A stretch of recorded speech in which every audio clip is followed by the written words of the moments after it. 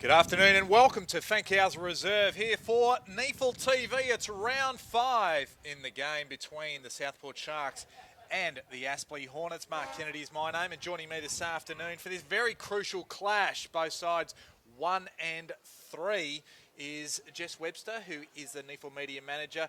Welcome, Jess, and this is a pivotal clash for season 2017 for these two sides. Absolutely. It's only round 5, but these two sides sitting on 1 and 3 at the moment. So just given I think that the start to the season, both of them will want to have a red hot crack today and keep in touch with the top 6, because as we know, every game is vital in the NEAFL competition. Well, the toss was won by Aspley, the captain Ben Warren it was, and he pointed to the left, or the northern end. So we are going to get underway here this afternoon. Beautiful conditions here on the Gold Coast. This is the last game of the round of the NEAFL. We'll talk about the winners elsewhere. Thurlow and Walbers went at it. No clear winner. Ball stuck under plenty of players. The ball going nowhere, and we'll have a bounce once again. Interesting matchup. Payne has gone to Keris in the middle there, Jess. Yeah, we anticipated that at the start of the game. Should be an intriguing battle. There they are. Keris went to ground, gave the handball up. So Southport will take it away in the first instance. That's Boston. We'll talk about him a bit later. I've done some lookalikes with him in my little bit of time. And the kick wasn't quite as good as it needed to be, and beat the debutant in Wade Hancock over the line. The boy from Nan Bremer United in South Australia he's come from. So we'll have a throw in. Just give that one to Walbers. Is Ericsson. Gives it back to McKenzie, who in turn backwards to Jack Anthony. Good to see him back playing NEAFL football. Gets it to half forward now, and taking an uncontested mark there is Fletcher McIver at half back. So here's McIver, switches inboard to Hayden. Handballs off to Henderson. He's got a bit of space in the back pocket. Just a low bullet pass to no one in particular, and it's Boston who meets it first in front of his Aspley opponent, but he's wrapped up pretty quickly. But the ball spills out and out the back, and now it's with Castledine. And he handballs off, but misses the target. Intended for Reese Toy, who backs up at ground level. And looks like the umpire has found a free kick, and it's going Southport's way. Here's Keris now in the middle of the ground. Chips forward to half forward, and it's marked by Tate, the co-captain for Southport. Quick handball off to Southport Sharks, and a low ball into Hamish Shepherd. And that was Doran. Found Shepherd on the lead. He kicked 5 goals last week against Canberra, and here he is inside the first couple of minutes having his first shot on goal. Well, it was a good tackle there by Crode, wasn't it, that got the free kick going their way. So well done, and then the run and carry of Southport ended in the shot for Shepherd here. So Shepherd, as we mentioned, ran into a bit of form last week. Slow start to his NEAFL career in the opening rounds. He was on fire last week against the Demons. He runs into about 45. Let's go on the right foot. He's got the distance, but it just fades at the last minute, the last second. For a point, for a minor score, but it's Southport who hits the scoreboard first. They lead 1 behind to Aspley's nothing. Played just over 2 minutes in the first quarter. So bad kick in. It gives the opportunity to Southport, and they've kicked a goal. We'll pick up who that player is in just a moment, or is it? Touched off the boot. Touched off the boot, so went between the sticks.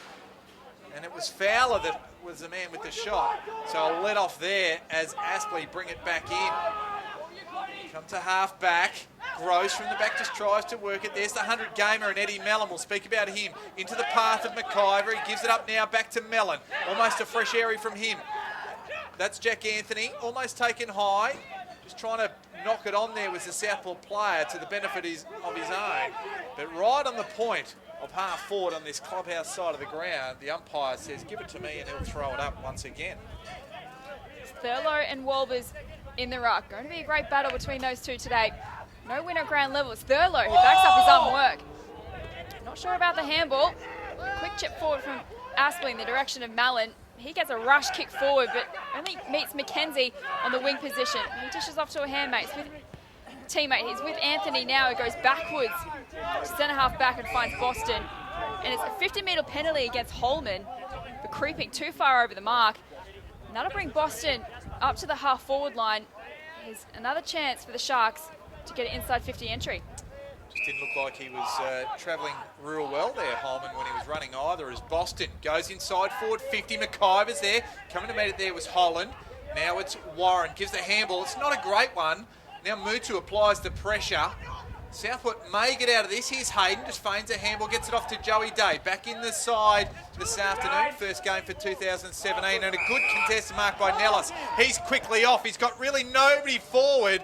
Oscar Baker is the man. He is beaten to the ball there by O'Shea, and off half back. He goes to half forward, up towards Mitch Johnson, punched away from him, and then Aspley can reload as Walbers kicks it out wide and finds Nellis again on the burst on the outer wing.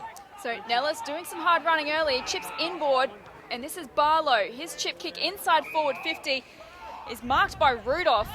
The Toowoomba product is about 40 metres from goal at a slight angle, right half forward for Aspley. And he looks like he's just going to take his time, settle, and have a shot on goal for Aspley. Not sure why the kick down the outer side for Southport went to Mitch Johnson, one of the smaller players on the ground, punched away easily, and Aspley were able to take it away, turn defence into attack. So here's Rudolph, crosses the 50-metre line and has the first shot on goal, and it's through. And Aspley, first on the board in the goals column. They'll lead Southport 1 goal, 6 to 2 behinds, and we played 5 minutes in the first quarter. Good conversion there by Tom Rudolph. He's been quite prolific in the first 4 rounds. I think he's hit the scoreboard every week and racked up at least a bag of 3 or 4 in round 1. So he has been a vital member of the Aspley lineup in season 2017, of course, coming from Caloundra the last couple of years. Via Toowoomba, originally a boy from Toowoomba, so he's down off the downs. 6 goals in 4 games for Rudolph, including goal of the year contender against NT Thunder in round 1 from deep in the pocket. Definitely got some talent. Been pretty handy for Aspley so far in 2017. So the ball back in the middle.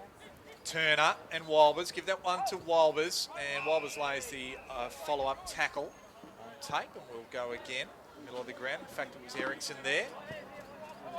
Both players. The long arms of Walbers get in the road. Keris gets it off now to Chadwick. The Chad goes to the clubhouse side, half forward. Clements. Henderson was in hot pursuit. Then Clements just gave it up and then gives, I was going to say, a free kick away. Umpire doesn't agree as Hayden is well wrapped up. In fact, it's Luca Mason. And we'll have a throw up. Turner and Walbers in the ruck. Give that to Walbers, straight down to Ives. Just a rush kick forward. Finds no one in particular and dribbles over the boundary line. And we'll have a throw in. Really in the true centre wing position here on the commentary side. The umpire sets himself. He'll hoist it in the 18 metres required of them. Give that one to Turner. Now to Ives though.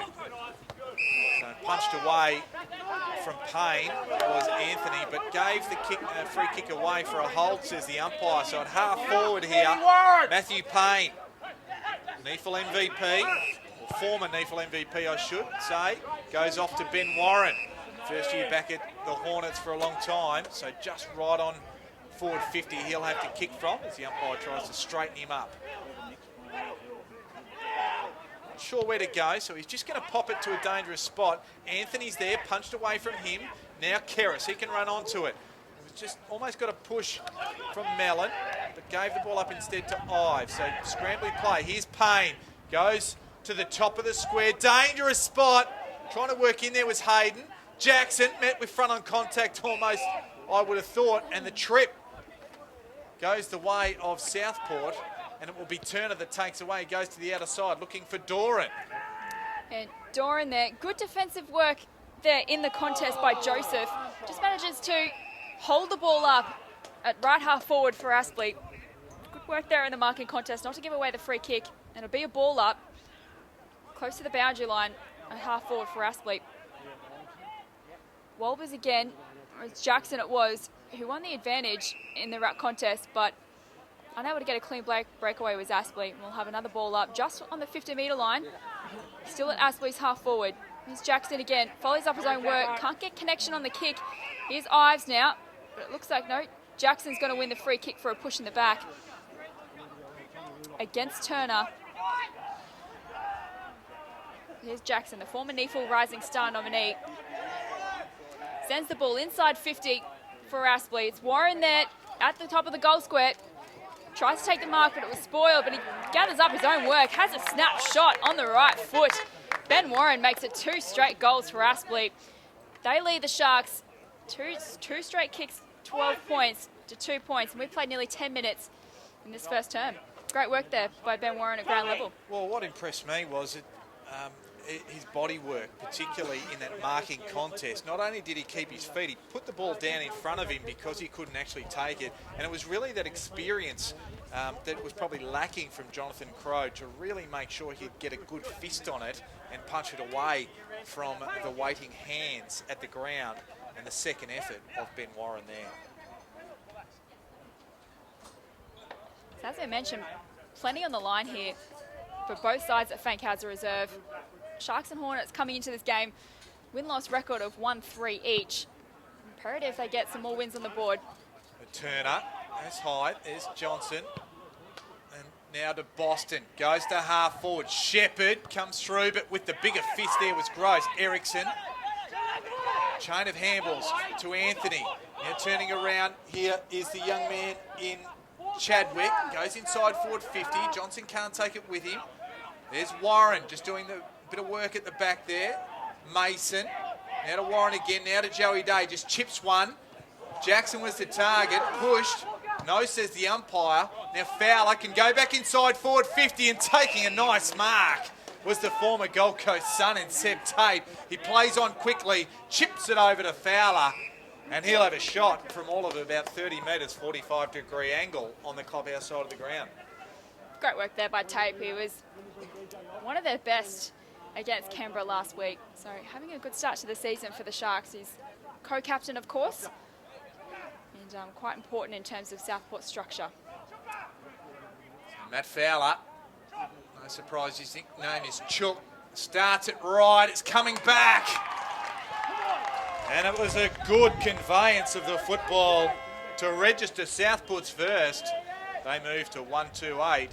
Aspley, 2 straight 12. The margin now is 4 points. It's his 10th goal now from this will be his 5th game for the season. He's played every game, so it's been quite serviceable for the Sharks. Again, one of many new faces in Southport side this year, but he's a pretty handy pickup coming back home after a stint in Western Australia. And that was great conversion from Fowler.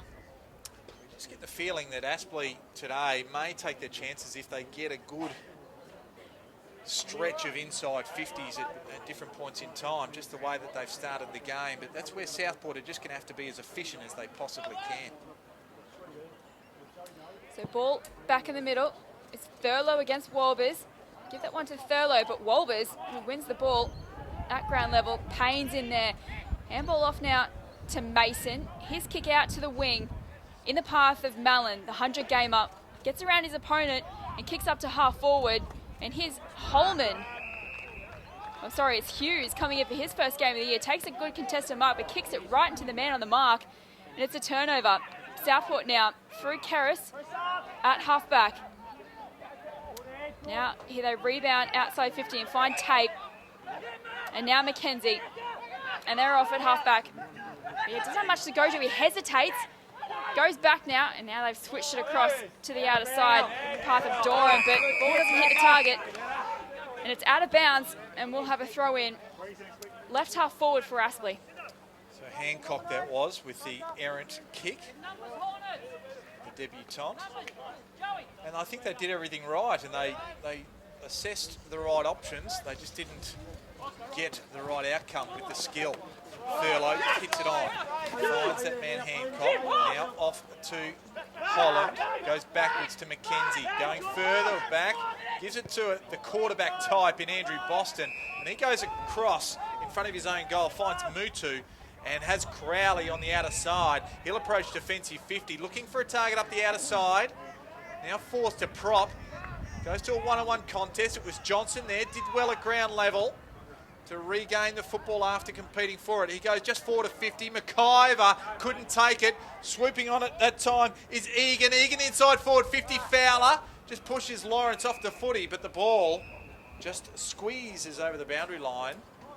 with the aid of the Doug Lawrence hand in the way. So the ball outside the boundary line being thrown in, 30 metres around from Southport's goal. So ball tossed back in, Wolvers, clear winner of the tap, and here's Gross now. He can send the ball outside 50 metres towards the wing, but it's a 2-on-1, and just hanging at the back is Thurlow. Takes an uncontested mark in the end on the wing position. He goes into the corridor to centre half forward in the direction of Boston. Couldn't take the mark, good tackle by Holman.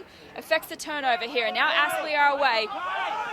This is Nellis, he's got a bit of space. He's got Warren in front of him. He can just get over the crowd, and he does, and Warren uncontested, almost in the goal square. Great turnover from Aspley, used the space well, and Warren, he plays on and kicks his second goal. So Aspley now 3 goals straight, 18, leads Southport 1-8, and we played 14.5 minutes in the first quarter. It was a good piece of transition, wasn't it? Andrew Boston in the middle of the ground. He had to give it up under pressure, and just chiming in was the Aspley defence. And Nellis was absolutely on the burst forward, as was Ben Warren. And it was a good couple of possessions, pinpoint they were. That has really got Aspley away, up and running. 10 points in front, just 15 minutes into this first quarter here at Fankhauser Reserve.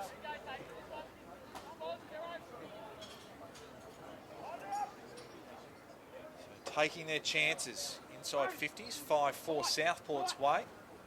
But the 4 times Aspley have gone in, they've kicked goals. 3 of them.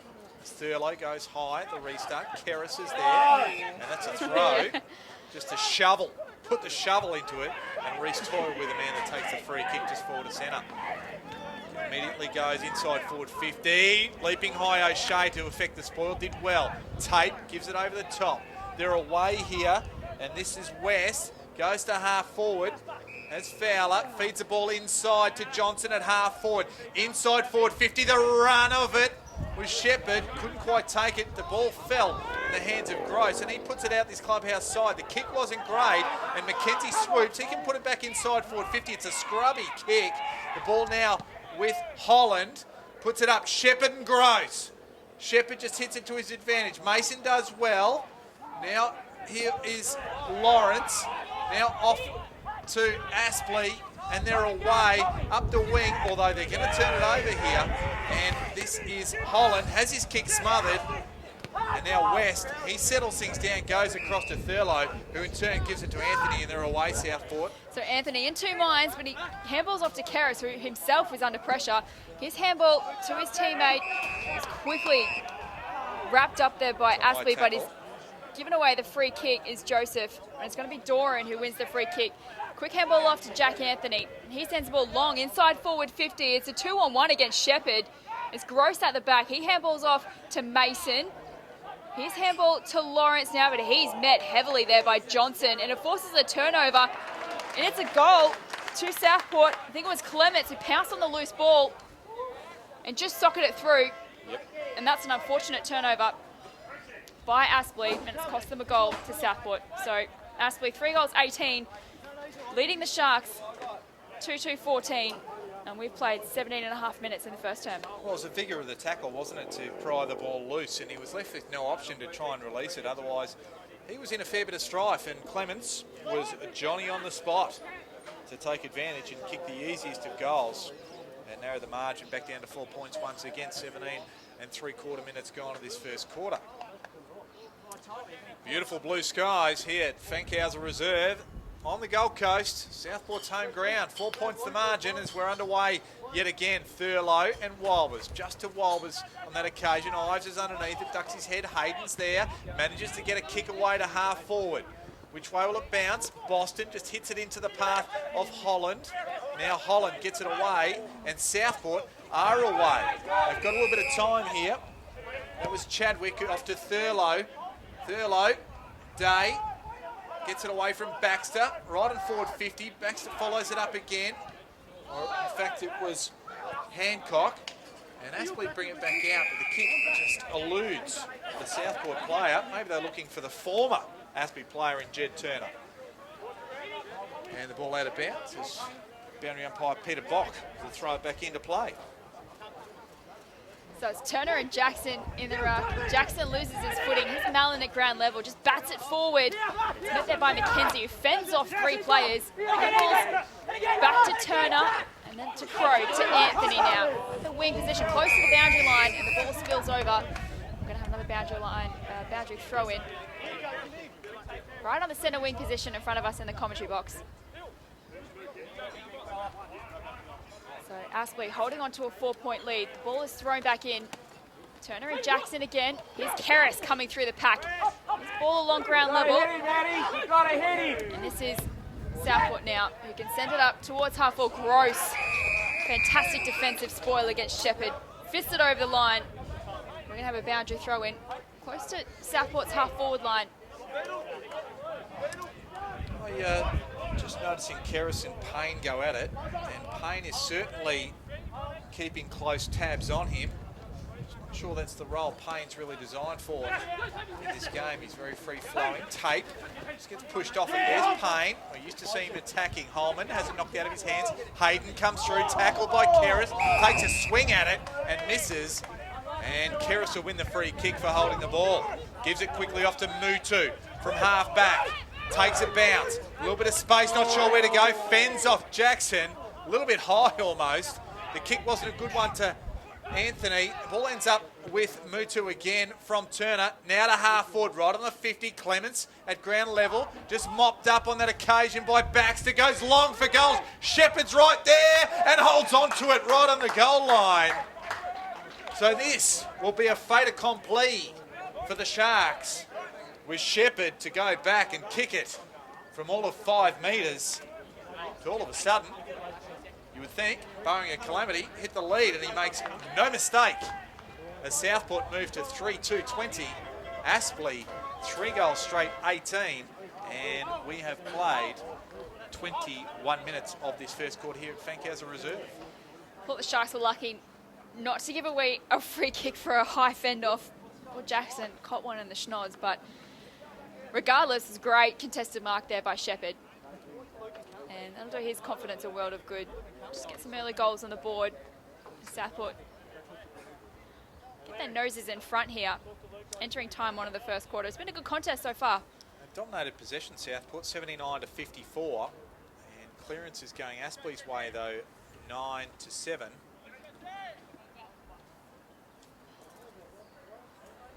So ball back in the middle now. Turner and Jackson in the ruck. Turner wins it straight down to Boston, and he's met by Holman. We're going to have a secondary ball up. Crept a couple of metres towards Aspley's goal, but still right in the middle of the ground.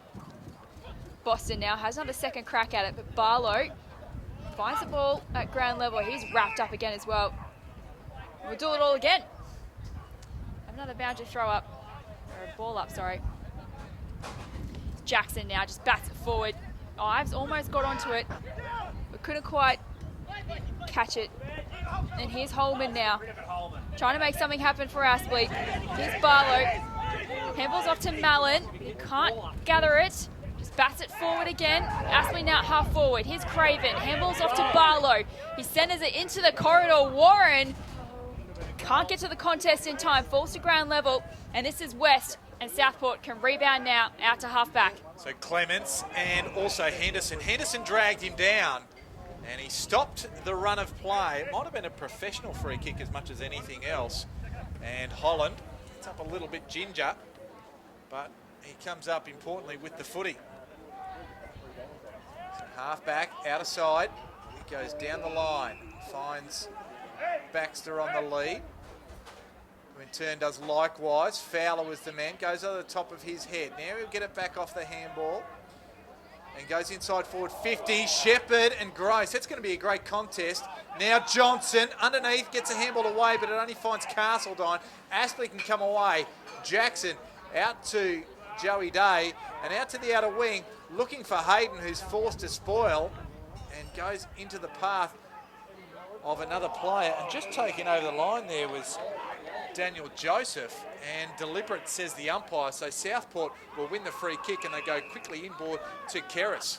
So Kerris off to Boston now. It sends it inside 50, a high ball into the path of Shepherd, but it bounces in front of them, and Gross bats it forward in the path of Warren, who's run a long way from full forward, but he can't quite gather it.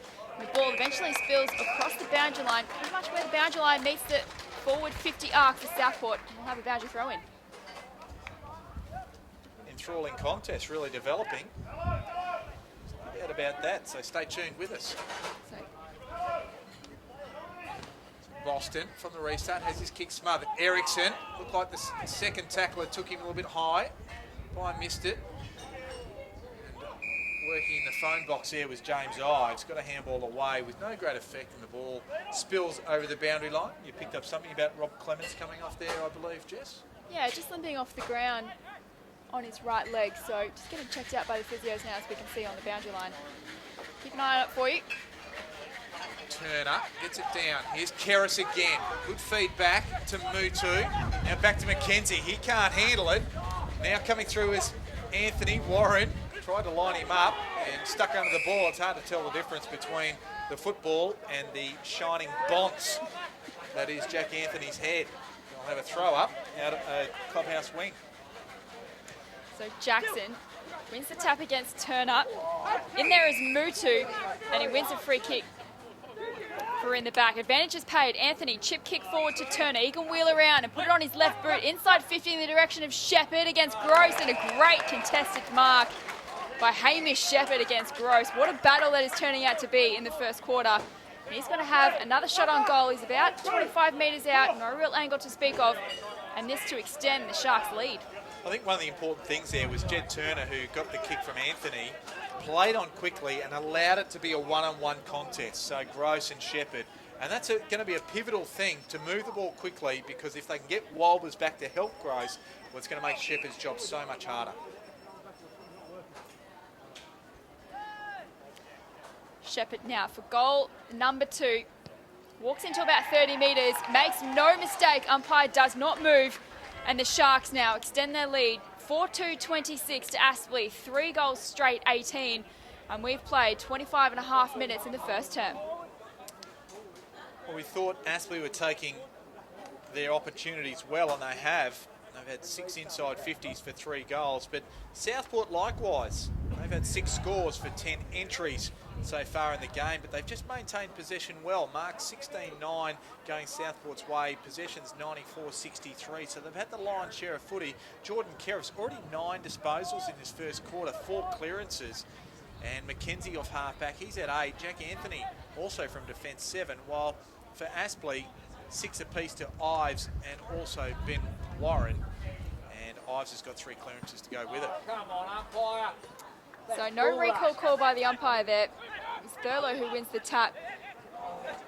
And here comes Holland coming bursting through the pack, but it's going to be a free kick. Called off the play by the non-officiating umpire. It's going to be a free kick to Reece Toy against Keris.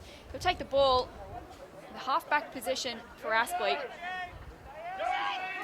Joey Day trying to run around, get the handball, but Reece Toy ignores him. Goes up to the centre of the ground. Oscar Baker couldn't take the mark. At the back is Chadwick. He goes out to the wing, finds Johnson against Castledine. Castledine wins the ball at ground level. Handballs into the path of Mason. His handball ahead of him to Baker is knocked over the boundary line, and we'll have a throw in on the outer wing of Fankhauser Reserve in front of the scoreboard, which says the Sharks leading by 8 points nearing quarter time. Andrew Boston's father, Neil, giving the boundary umpire the ball back. As the ball's thrown back in, neither ruckman really get an advantage. Walbers just got a little bit of a tap west for Southport to McKenzie, just around on the left. Thurlow has a run at it, really beaten on that occasion. Bullshit. And it was a chop. It was the umpire's decision, and Thurlow wins the free kick out of side wing, or just backward of wing. Puts it now forward. Shepherd underneath it. Gross is right there with him. Lays a tackle. Now McIver. The turnovers come, so as we have the ball. Payne's on the outer wing. Just sizing up his options and kicks it inside for Mason. In turn, gives it through to Hayden. Looking just to build something here. Now Toy, a true centre-half forward, inside forward 50. Warren couldn't take it on the fill, but gathers it well. Now off to Nellis. He's forced to go backwards and finds Barlow. 60 metres out from goal. They have numbers, but now Southport flood back. Goes again to Warren, and now that was a good pair of hands. I thought Tate was going to get there, but Warren showed a good pair of mitts to hold on to it. And it'll be a tough angle if he chooses to shoot for goal. He wheels around quickly, goes, it bends back, but it doesn't have the legs. And Keris is there right in the goal square. Where was Aspley as Keris takes it away and gives it to Boston as he comes from defence? Needed to be better on the goal line for Aspley, but Boston's kick is a beauty up to the wing and finds Johnson. He switches inboard to Chadwick, but the kick had too much on it and it's a turnover. This is Toy. Handballs to MacGyver. Now to Payne through the middle of the ground. He finds Hayden, who runs inside forward 50, has a shot on goal, but it fades. And that's a miss to Aspley, their first miss of the afternoon. 3 goals, 1-19. Trail Southport 4-2-26, and we played 29 minutes in the first term. Keris goes out towards Thurlow, and he's that big that he's always going to take a mark in that situation against the opponent on the mark, which is the debutant Oscar Baker. Kick went out towards Baxter. Just worked McIver off the ball, so they're half-back, out of side. Goes down the line, looking for Fowler. Just pushes Lawrence off it. Fowler runs onto it. But a siren sounds, and it was an entertaining first quarter of football here in this round 5 NEAFL clash at Fankhauser Reserve. It's the home side, the Southport Sharks, 4-2-26, leading Aspley 3-1-19. How did you see that first quarter, Jess? It's probably exactly what I think we would have expected coming into this game. We knew it was going to be a bit of an arm wrestle, but I think I was surprised at a little bit how free-flowing it was. You know, it's a really good passages of play from either side and, you know, still kind of feeling each other out in the first quarter, but it's been a really good contest so far. And, you know, the matchups that we were really looking forward to, Keris and Payne in the middle and Shepherd against Gross in Southport's forward line. So it's a really entertaining battle so far. For the goal kickers, for both sides, for Aspley, Ben Warren, he's been lively up forward. He's got 2, and the other goal going the way of Tom Rudolph. While Shepherd for Southport, he's got 2, and then singles to Fowler and also It was Clements. So entertaining stuff, and the lead is the way of Southport by 7 points. The players have gone to their huddles. We might take a little bit of a break, and we'll be back with you after the quarter time break for the second quarter here.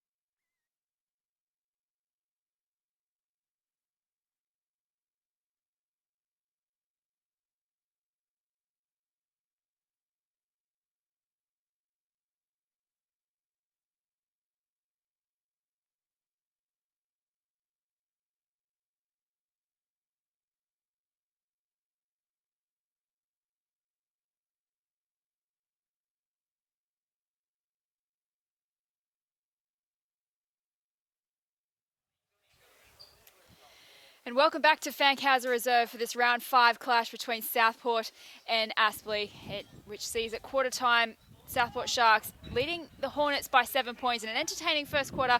I'm Jess Webster. I'm joined in commentary by Mark Kennedy. It should be an interesting second quarter ahead of us.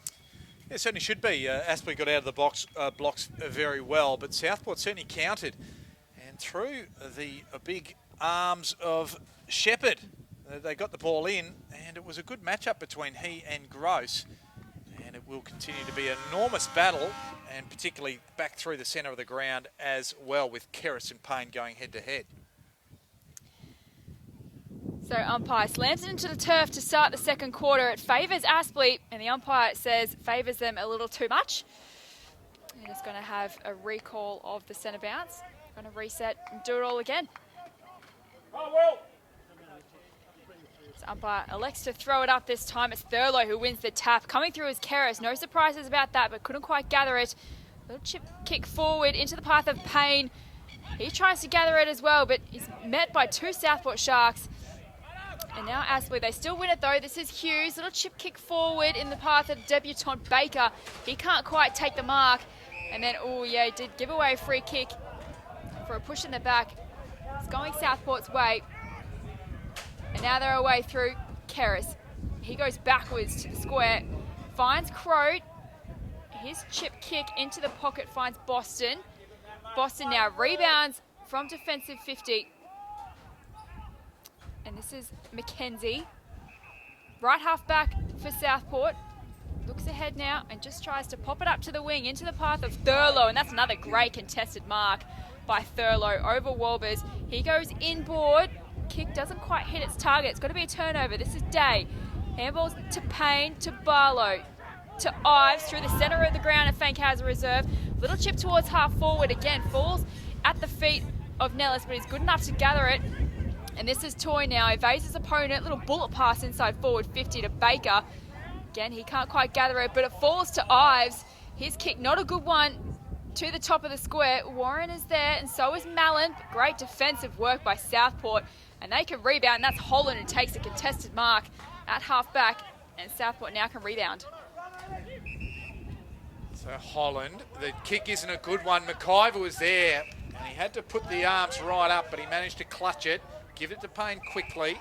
Now they go into Ives. Payne runs for him, but is ignored. So still 70 metres out from goal. So he assesses options, goes wider, and has Daniel Joseph just a little bit closer, the worst angle. So he'll load up on the left, go to a dangerous spot. Thurlow's the one. He was there. Walbers ran under it, and the ball spills. Just dribbles in the finish over the boundary line. 5 metres around from the point post on this clubhouse side of the ground, with Aspley attacking. So ball's going to be tossed back in. A good dangerous spot for Aspley. Let's see what they can do with it. Walbers just tries to bat it inside the corridor. He's Toy at ground level, wheels around, tries to centre it, but it's not a good kick in the path of Fowler, and he goes immediately wide to Boston, who's got space at half back for the Sharks. Chip kick up towards the wing. This is Mackenzie, gathers it at ground level, dodges around Lawrence, goes back inboard now to Fowler again, takes the mark on the wing in front of Holman. Long kick up to half forward now. It's 2-on-1 contest, favours Aspley, but it's Shepherd at ground level. His handball misses its target, and it's going to be wrapped up. Or is he? I think he's in trouble here by the umpire. He is. Southport give away a free kick for holding the ball. Just trying to spot the player at the bottom of the pack. It's Egan. And it's going to be Henderson who takes the free kick at half back for Aspley. So Henderson gives it to Gross.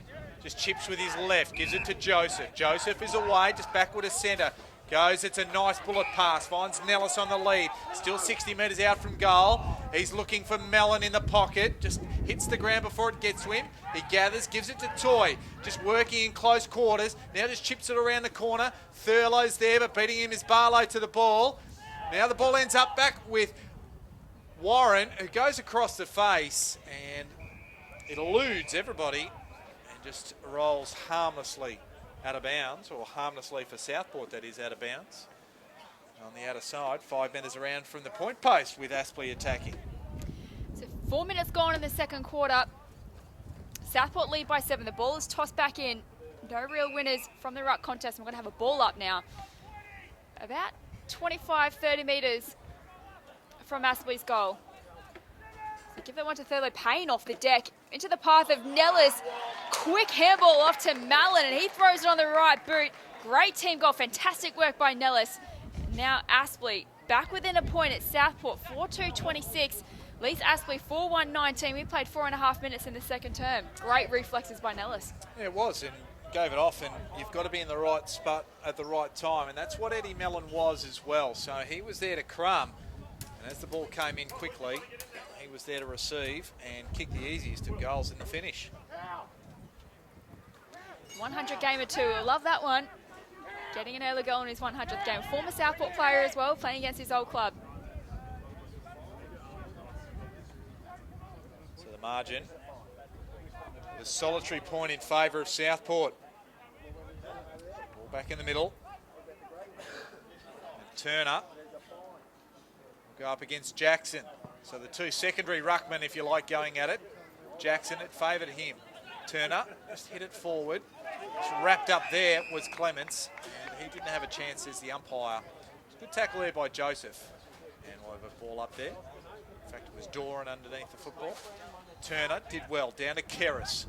He got spilled, but he got pushed in the back after the ball spilled away. So just to the side of the centre circle, he will take the free kick. Decides to load up by foot, inside forward 50. Lawrence is there, couldn't take it. Baxter, now to Fowler, off one step. Shepherd, he was manned up by Day on that occasion. Just off hands and over the line for one behind. 2 points the margin as Aspley bring it back in. A good mark there by Warren. Warren's kick was smothered by Southport, but Aspley good enough to regain it. This is Hughes, tied up against the boundary line, and it's a downfield free kick for a late hit on Hughes, and it'll be Mallon who receives the ball. True centre wing position, right next to the boundary line for Mallon. His kick up to half forward, into the path of Payne, but it's cut off brilliantly there by Mackenzie, and he switches now inboard, and he's got a teammate in Holland. He goes wider again. Lots of space out there, and this is Clements now. He's got a bit of room to move. Gathers at a half-back for the Sharks. His kick up to the wing finds Egan, unable to take the mark, and hot on his heels is Henderson. Just wraps him up. And we'll have a ball up on the outer side wing in front of the scoreboard, which reads Southport leading by 2 points over Aspley. We played 7 minutes in the second term. Good defensive work there by Henderson, but the kick just needed to be better to Egan.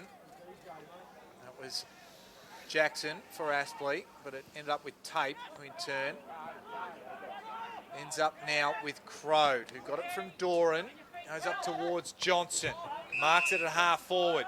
You won't miss him with those bright two-tone fluoro boots as he goes right up to Shepherd, and well done with the one arm, goes up Gavin Gross and just takes it down nicely, and he goes out to the back pocket and finds Nick Jackson on the outer side. That was a great mark from Gross. Fascinating battle between Gross and Shepherd. This is Jackson in the back pocket for Aspley. Kicks it outside 50, but to no one in particular, and taking an easy uncontested mark is Tape. He switches it inboard quickly to Boston. At centre half forward for the Sharks, finds a spare teammate inside forward 50. It's Fowler. A little bit of poor checking by the Aspley defence. And now it's Fowler. He's going to have a shot on goal. We'll test his distance right on 50 metres. No real angle to speak of, though. Well, it was loose checking, but it was the kick outside for defensive 50 by Jackson that just allowed Southport to take the ball back in with ease. And it was Boston that finds Fowler. So this is Fowler now. Already has one goal to his name. Just takes a couple of steps inside forward 50. Distance not a problem, but accuracy is. Fades away to the left. Registers only one behind. So Southport moves to 4-4-28. Leads Aspley 4-1-25. We played nearly 9 minutes in the second quarter. So Day goes out wide, finds Payne. Still inside defensive 50, outer side. Just motioning a lead to come forward, and that lead was to come from Joseph, but right there with him was Doran. So we'll have a throw in as the ball spilled out of bounds. 65 metres around from Southport's goal, outer side. throw in. Turner does it easily, takes it out of the ruck, and that'll be holding the ball. And Ben Warren was there to pounce and lay the tackle. And he moves quickly, and Aspley will come away. They take it to the clubhouse wing. They've tried to transfer the ball. The bounce eludes a couple. Underneath there is O'Shea. Just somehow gets the ball out to Egan. Egan, inside forward 50. Fowler, standing up tall there. Was the Aspley defence. Now Day. Day under pressure from Hancock. Just sprays it outside. Out of bounds on the full, and it'll be O'Shea can reload for Southport. Just his third game, O'Shea, for the Sharks. It's a high ball up to half forward, but no one's there for the Sharks. Unfortunately, Aspley couldn't take the mark. Two players spoiled themselves, and it falls to Southport. This is Johnson. Dodges around one, then goes inside forward 50 again, an errant kick. And Henderson, an easy uncontested mark in the end, the back pocket for Aspley. He'll look to switch play, changes his mind. Still goes out there anyway, but it's going to be a one-on-one contest. Rudolph couldn't take the mark, but this is Joseph at ground level. Handball's outside of defensive 50. Anthony's there against Warren, just bats it forward, just Anthony. The players around the contest, they'll hold it up. We're going to have a ball up on Southport's half-forward line out of sight. 10 3/4 minutes gone. Second quarter. It's the Sharks by 3 points. Aspley take it away from the clearance. It was Warren trying to get it to Joseph. Crode's in the way there. Just went to ground though, so he won't be any part of it until he gets back up on his feet. Now Toy gets the indiscriminate kick forward. Nellis is there. Took front spot in front of Crowley. Regathers it, gets it into the path of Warren. They're building and gives it over the top to Payne. Payne inside forward 50. Accuracy is spot on. And the former NEAFL MVP adds his first for the afternoon. And Matthew Payne all of a sudden puts Aspley back in front. And they move to 5-1-31. 3 points ahead of Southport. 4-4-28. 11.5 minutes gone, second quarter. It's been a great start to the game for Aspley's co-captains. Warren up to 13 disposals and 2 goals already, and Payne not far behind on 10 disposals and a goal now to himself. So Aspley's leaders coming to the fore here at Fankhauser Reserve. Jordan Kerris still leads the disposal winners on the ground with 14, and Mackenzie next best for the Sharks on 13. So ball back in the middle. Aspley now lead by 3 points. No real winner from the ruck contest.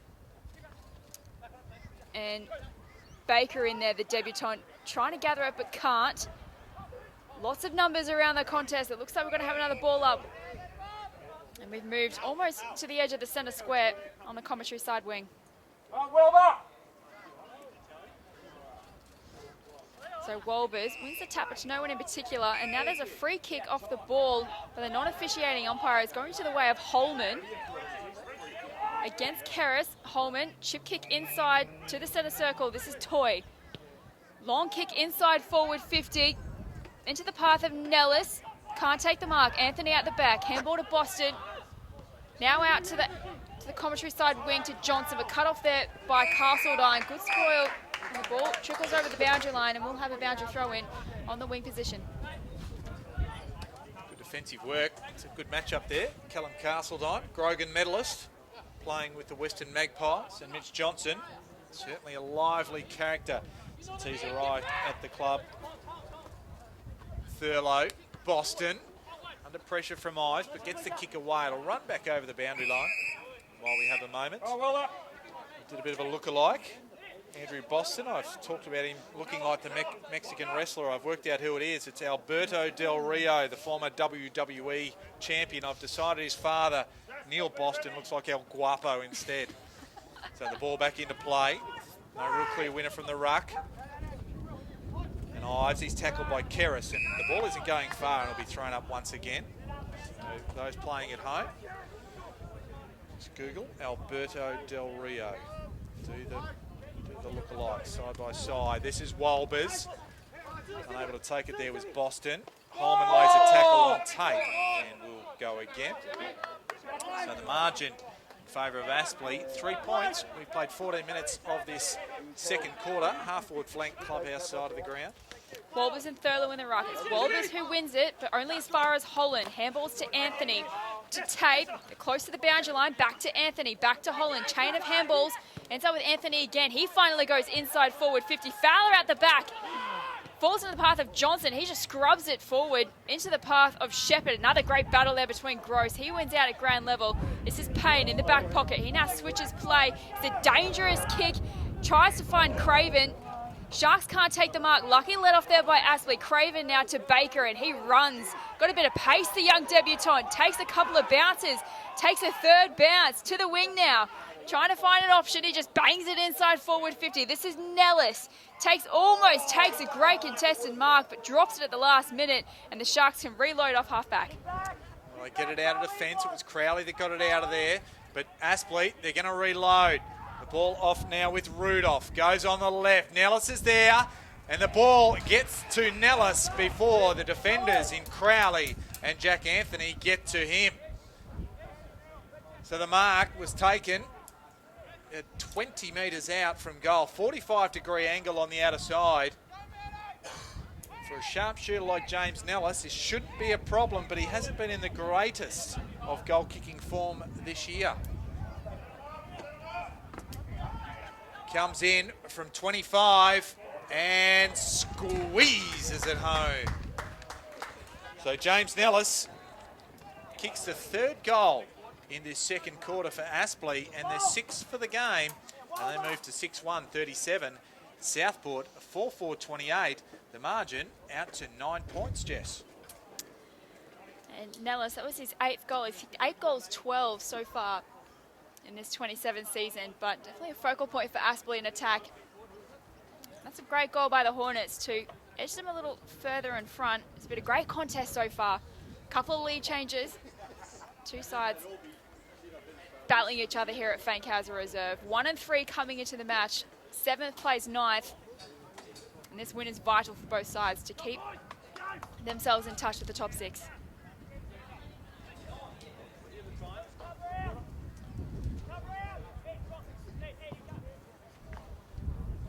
Go again.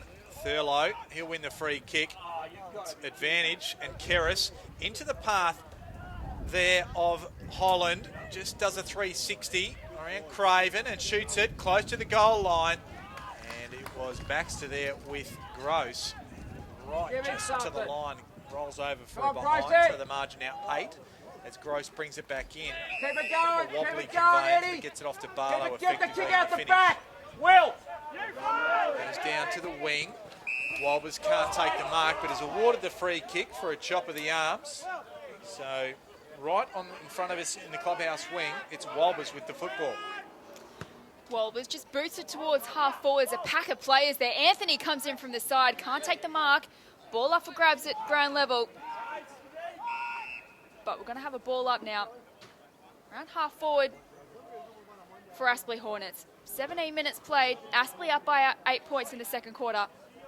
Umpire throws it back up. It's Jackson into the back of Thurlow, and he gives away. No, he wins the free kick. A block. For a block does Jackson. Dishes off to Barlow. He goes to the goal square. And Nellis is down there. Can't find the footy, just rush behind. So Aspley now, they move to 6-2, 38. Lee Southport 4-5, 29. 18 minutes gone, second term. Anthony brings it in quickly, up the middle of the ground to Mutu. Only some 20 metres though. Now he's asked to go. So Mutu will go around his opponent, which is Baker. Go to the outer side of the ground and finds Eriksson. So Eriksson at half back. Outer side. They have options up the middle of the ground. Mutu's one of them, as spins away from Barlow. Now gives it to O'Shea. O'Shea has a man free. It's Clements. Clements has one on the outer side. This is Baxter. Inside forward 50, can shoot for goal. And just to the near side. So it was a promising build-up, particularly by Mutu in that involved a couple of times in that piece of play, but it was only 9 of the result. 8 points the margin. We've played only 19 minutes of this second quarter. 10 scoring shots to 8 in favour of Southport. This is Henderson in the back pocket for Aspley. Just Little chip kick forward to find MacGyver on the 50-metre line at halfback. He's called to play on. In absolutely nowhere to go. He gets caught, gets the handball away, but it's a turnover at Aspley. Unfortunately, they can't find a target, and this is Henderson now to the commentary side wing. Jackson leads the foot race for Thurlow, but can't find the ball in time, and it dribbles over the boundary line for a throw-in. Right in front of the Aspley coach's box. It's John Blair down there, marshalling his troops, doling out instructions.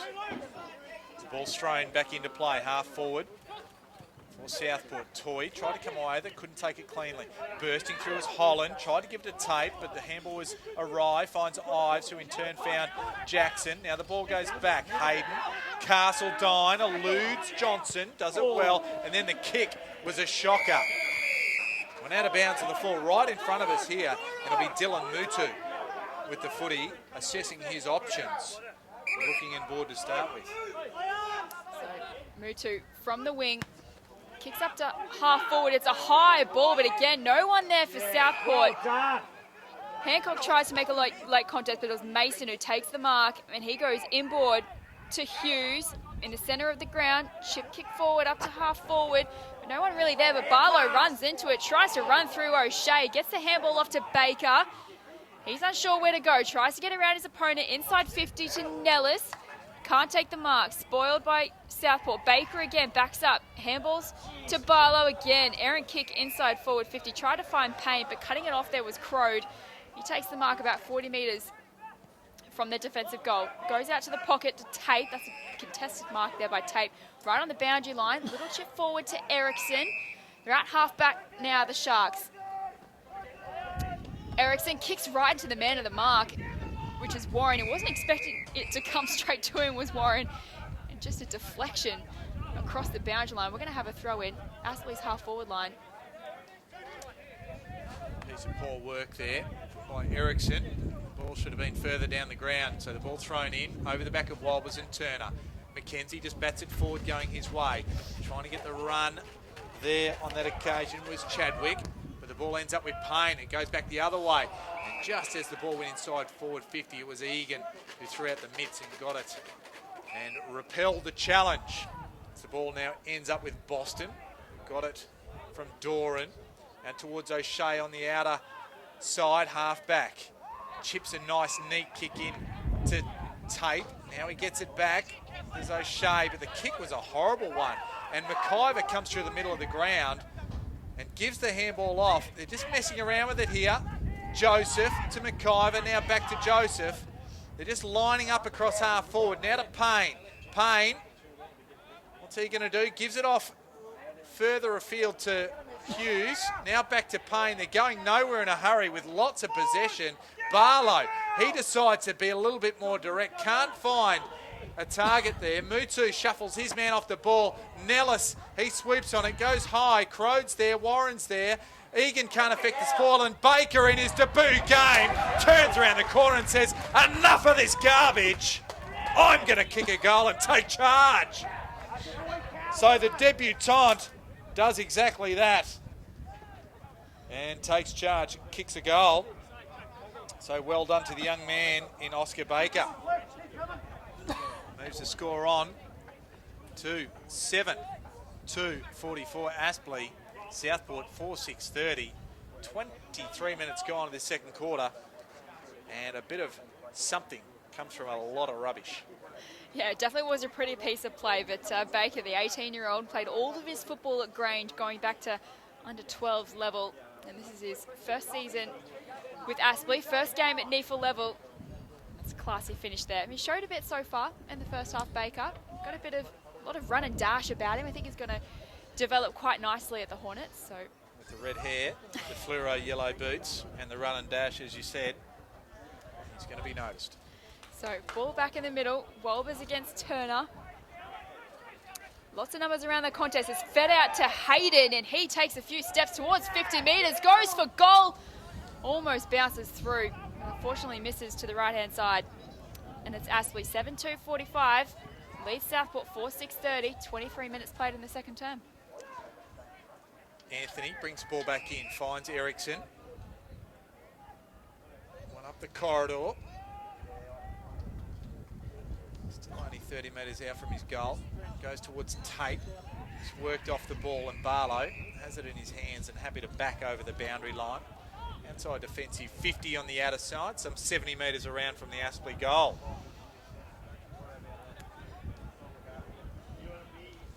So umpire tosses it back in. Joey Day at the back, can't quite gather it. This is Tate, emerges from the pack, up to half forward to Johnson and Castledine. Castledine again, great defensive work against Johnson. He feeds it out to Mason, but he can't gather it. And Southport players pounce, and we're going to have a ball up between wing and half forward for Southport. And they trail the Hornets by 14 points late in the second term. Southport just look like they're playing an extra number in the back half of the ground here. Not helping them when they go forward. It was Tate. Had the ball, but ripped off the footy was Hayden, and he'll win the free kick. Goes to the outer side. It's a shocking kick, and right on the outer wing there finds Mitch Johnson, the man with the two-tone boots, the fluoro style. I'll have to get a pair of those in the shop. He chips it inboard and finds Holland. Turn goes to Mackenzie. Mackenzie, a worm burner of a kick. Payne cuts it off. Ball finds the way to Toy. Now back from Barlow to Payne. Barlow again on the outer wing. Goes long, deep inside forward 50. And that's Hughes with the run of the ball. You can see him coming from a fair distance away. And as Anthony back, it was Adam Hughes that always had the run of the football. Takes a good mark. Some 40 metres from goal. So Adam Hughes comes in, kicks from 40, just pulls it off to the left. And a minor is a score. Would have opened up a pretty good lead in the context of the game. Instead, it's just 16 points, 26 minutes gone in the second quarter. Anthony with the kick out, finds Karras in space. This is Mackenzie now on the outer side. Up to the wing, chopped off by Day. At that ground level is Castledine, but he's met by Johnson. We'll have a ball up between the wing and half back for Southport. It's a good little matchup, Castledine and Johnson. So ball's thrown back in the air. Castledine again. Payne, handballs to Joseph, inside forward 50. Nellis can't quite gather it. This is Hughes with a chance. Almost wins the free kick. Ball spills out to Nellis. He handballs now to Mallon. Mallon's kick under pressure, out of bounds on the full. It's a great defensive tackle by West. It's going to be a free kick to Anthony in the back pocket. Anthony has the easy chip. It's to West. So still inside defensive 50 on the clubhouse side of the ground. Load up on the left. Thurlow's the target. The run of it. Jackson just did enough to keep it away from the big mitts of Thurlow as the ball spills over the boundary line. Have a throw in. Loving the midfield battle at the moment. Payne up to 17 disposals. Karras up to 16. The current MVP leader up against the former winner. Thurlow does it well. Wrapped up there was Hancock. And we'll have another ball up as the ball doesn't go far. So just forward to centre on this clubhouse side of the ground. Thurlow gets it again, goes to Karras. Karras outside to Holland. Holland goes with a good kick and finds Baxter. He has Clements in board. Couldn't quite find him as he went off his mark. Just couldn't quite squeeze it out, and Lawrence mops it up from the back half of the ground. So Lawrence out to the outer side half back. This is Day. His chip forward to the wing is good. Finds Hughes. Hughes now, the wing position, just pops it up to half forward to a contest. Nellis and Anthony. Mackenzie at ground level gathers. Chip kick forward to the wing. Finds his teammate who wheels around and goes up to half forward. This is Hancock on debut. And this is Egan running through it. Oh, O'Shea, sorry. He took the bounce. He couldn't regather. Fortunately for Southport, his teammate mops up and just a kick. Centering kick finds Tate as the siren goes. And Tate's going to have a shot on goal after the siren. And this to pull the margin back to 9 points.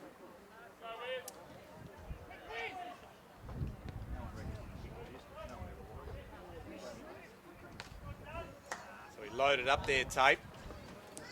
And no great impetus around it. So the score doesn't change.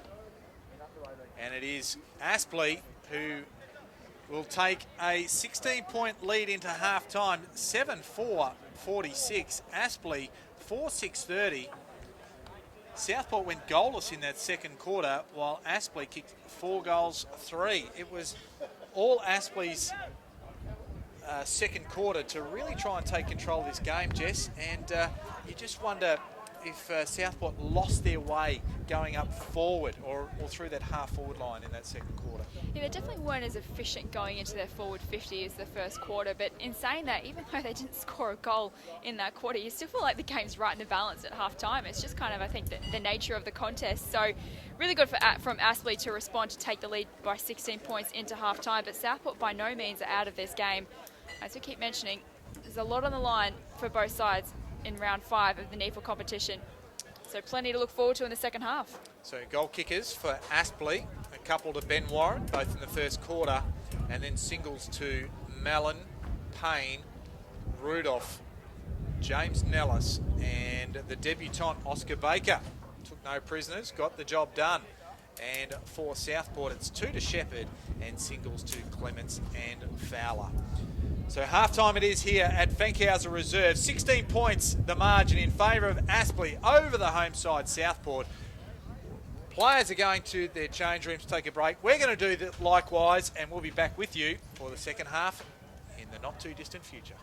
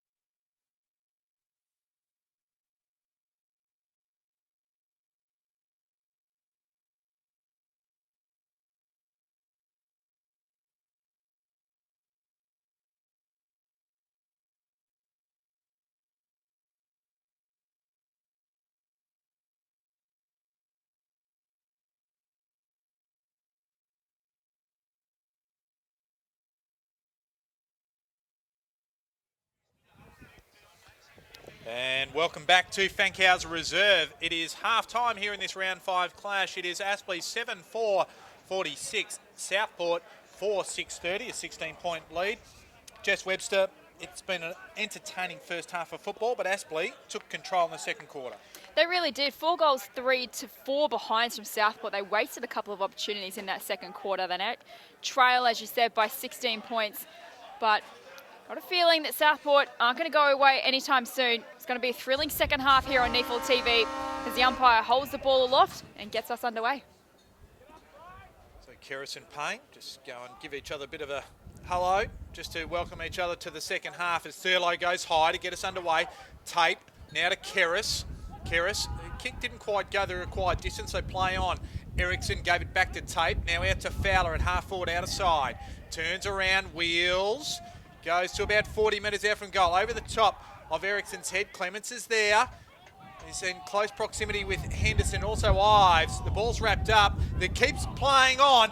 And Tate swoops. Kicks towards goal. Shepherd's there. Takes a good mark right on the goal line. And he'll be on a tight angle. But that was a very strong mark by Shepherd. And he'll be asked to bring it back as the umpire called time on. So Shepherd, 15 metres out, goes around, he'll kick it on the left, and it goes across the face of goal and hits the point post. And so out of bounds on the full, and Aspley will be able to take the free kick with Callum Carsadine, the man with the ball. So Carsadine deep into the back pocket for Aspley. He's going to go down the line to half back. Ives at the front of the pack. He rows it well up to the wing, but only as far as West, who takes the mark on the true centre wing position. Chip kick inboard to Egan. He now goes backwards to Anthony, who's got a bit of space. Switches it even further out to the opposite wing to Mackenzie. So Southport aren't going towards goal, they're going across it. Mackenzie now inboard to Egan, or West it is, in the centre of the ground. A lot of players with dark hair out there for Southport. We're not used to. We're used to seeing a lot of the blonde locks on the Gold Coast. So here's West, back out to where we started on the opposite wing. As Crowley drops the mark, but he's got enough space to gather. Handballs to Keris, and now back at half-back, the Sharks. Keris, handballs back to Crowley. He runs backwards into defensive 50 to Anthony. The Sharks aren't going forward at all. Here's Anthony now trying to rebound from his defensive 50. He finds Boston, half back for the Sharks. Chips up towards the wing. And this is Egan with the ball. Between half forward and the wing for the Sharks.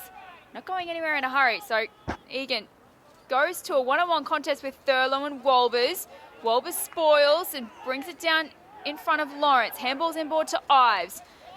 Handball to Barlow. He sends Aspley, going to send Aspley inside forward 50, but it's smothered there by Crode. Tackling! Gathers the ball again, but great run-down tackle from Rudolph. And he's going to win a free kick. Couple of messy skill errors there from Southport. Great pressure from Aspley, and they've caused a turnover. It's going to be Rudolph, who has a shot on goal from about 40 metres out, almost directly in front. They just had no path going forward, Southport there. They just went around in circles, backwards, backwards, backwards. And credit to Aspley, because they obviously, their defensive pressure there and their setup forced them to some extent, but they needed somebody to come at the football to present an option for them. So might come back to haunt them here. Says Rudolph, already got 1 goal to his name. Walks inside forward 50, kicker's on his way and it's through. Fantastic goal from Rudolph. And that's just the start Aspley would want in this second half. They now move to 8 goals 4, 52, leading Southport 4 goals 6. We play 3 minutes in the third. Well, they've kicked the last 5 goals of the game, Southport. Aspley have kicked the last 5 goals of the game to really take control of this contest and push out to 22 points in front. And some of those have been absolutely at the want of fantastic pieces of play, but others have been, I suppose, from some of the things that have been lacking in Southport's game. Bit of precision, bit of go forward, bit of structure. Haven't quite worked well for them this afternoon at various points in time. So back in the middle we go. Thurlow and Walbers. Walbers with the long arm over the top. That's Hayden. Just tackled there a couple of times by Ericsson and a couple of other Sharks as well for good measure, and the umpire will ball it up. Right near the centre circle here at Fankhauser Reserve. 22 points the margin. 4.5 minutes gone. Again, Walbers involved, lays a tackle, and the ball goes back inside the centre circle as Keris gets up with it. Walbers again. This time merging with it was Tape. Just releases Hancock well. Just inside forward 50 he goes now. Was looking for Shepherd, couldn't quite find him, and knocked off the ball there was Holland. The free kick will go. In fact, it was Clements. Get the Mosquito fleet mixed up all the time, because they are very small, is Holland and also Clements, who is the man with the ball. He's kicked one for the afternoon. It's a badly needed one for Southport. They haven't kicked a goal since the opening quarter. Comes in, 45-degree angle, and slots it home nicely. So well done there to the Sharks. They narrow the margin back down to what it was at half-time, 16 points. And Clements, that's his second for the afternoon, as the scores move to 5-6-36. Southport, Aspley, 8-4-52. 5.5 minutes gone, third quarter. Southport's first goal since the 26-minute mark of the first quarter. A badly needed one from the Sharks just to keep them in touch with Aspley, who have really started to take control of this contest. So we've still got a game on our hands. The margin is only 16 points. Still plenty of time for either side to really take control of this third quarter. Well, for all the dominance Aspley have probably had over this game, all appearances, Southport are right in it still. So ruck contest in the middle of the ground. It's Holman who chips it inside forward 50. It's Warren in a one-on-one contest. He gets the handball out, but only as far as Boston. Handballs backwards to Crode. Now handballs to Tape. Back to Keris. They're at half back, the Sharks. Keris just a short chip kick back to Tape. He can about 12 metres. Reset from half back. Goes inboard into the path of Chadwick, but the ball had too much on it. This is Toy at ground level. Handballs to Nellis. Back to space. No one in particular. Boston will get there first, but great tackle from Toy. Affects the disposal, but it falls to Tape. Handballs to Chadwick. Back to Tape. Chain of handballs now. This is Baxter, but runs straight into Doug Lawrence. Tape chases up the handball. This is Day now, but he wins the one-on-one contest. Releases Mason off half-back, and he goes to the wing. He's got a spare man there out on the wing. It's Hughes. He's got a man running for him. It's Nellis. Nellis has a bit of space. Chip kick inside forward 50, but does not hit the target, and it's a turnover to Southport, who can reload off half-back. So Mackenzie it is. Goes to the outer wing. Fowler goes over the top of his heads into the waiting arms of Lawrence. Goes inside, now to Hayden. Hayden comes to the clubhouse wing, has Barlow. Barlow goes over the top, half forward now Toy. And Boston gets back to man the mark and just hold Toy up just a little. Kicks it short. Barlow's the target, can't handle it. Wasn't perfect. Now the blue booted Barlow gets it around the corner. Now to McIver. So still 60 metres out from goal. Southport have flooded back in numbers. Turner's back there with the arms raised, filling space. He'll go and be the extra man up. Couldn't quite impact the contest. Anthony has to lay a tackle to hold play up, and he does such. With Nellis, the man with the ball, will have a ball up 25 metres out from Aspley's goal, directly in front. So Turner in the ruck against Jackson. No real run at ground level. Great tackle there from Tape on Holman. We'll have another ball up. Still where we started, 25 metres out from Aspley's goal. We'll restart play. This is Turner. Give that tap to him. Keris there at ground level, but he's not going anywhere. We'll have another ball up. So Aspley trying to create something out of nothing here in their forward 50. Another ball up. In Aspley's forward 50, this is Barlow. Wins the ball at ground level. Handballs to Hughes. Kick inboard to Jackson, who's found some space. Well worked passage of play there from Aspley from the ball up. This is Jackson now. Have a shot on goal. About 35 metres out. Slight angle. And this to extend Aspley's lead. about the composure of Adam Hughes there? First game for the year. But still had the presence of mind to assess the situation and deliver a pinpoint pass to Jackson. So the ruckman just sitting inside forward 50 to be able to take advantage of the situation. So Jackson comes in, approaches about 40 metres. The shot accuracy is not there. Fades away to the right-hand side. So Aspley, they moved 8.5.53. Southport 5.6.36. 10 minutes gone, third term. So Anthony just hoofs it. Looking for Turner, finds him. 60 metres from Aspley's goal. Goes to the outer wing. Fowler runs for him, right on the outer wing. The true outer wing. He just goes around on the right, looking for Chadwick. Jackson in hot pursuit. Chadwick gets the ball inside forward 50. One-on-one contest. Clements just gets it from ground level. It was Henderson that laid the tackle and allowed Aspley to come away. It was McIver with the ball looking for Jackson. The kick wasn't as spot on as it needed to be coming out of the back half, and the rolls out of bounds, out of side, right on the forward 50 for Southport as they attack. It's a great defensive tackle there by Henderson. The umpire throws the ball back in. We're inside Southport's attacking 50. This is Clements at ground level. Handball's off to Holland, who has a snapshot on goal, but it misses to the left. Aspley, 8.5.53. Southport, 5.7.37. Well, that came about because Shepherd, who was in the ruck, he actually got it to the back, and that was Clements and Holland combining to have that shot on goal. So well done by him. As Gross brings it back in, he puts that big hoof through the ball on the left-hand side, on the left, a big foot. And it was Barlow involved in the play. McIver's there. The ball spills out of his hands. Here's Mason, just evades a couple, gets the ball inside, but Barlow couldn't quite handle it. Coming through now with Southport. The ball ends up with Keris. No surprise there. He's generally in around everywhere. West, he receives the ball, goes inside forward 50. Shepherd's got to run at it, can't quite take it. Clements at ground level, lays a bit of pressure around the contest. Shepherd drags one down. Now Gross is forced to go on the unnatural right foot, and it's a good one. Goes to the outer wing and finds Eddie Mellon. So Mellon beats two Sharks opponents. He has the ball on the wing. Handballs does not hit its target in pain, and it's a turnover for the Sharks. They're on the wing on the outer side. This is Doran. Little chip kick forward finds Holland. He has a man running for him. And that's Mutu. He collects. Chip kick inboard. Again, misses its target. And this is Payne at ground level. But it falls the way of Southport again. Backwards to McKenzie on the wing. He goes inboard now. He's got Crowley inside the centre square. Handball's over the top to Mutu.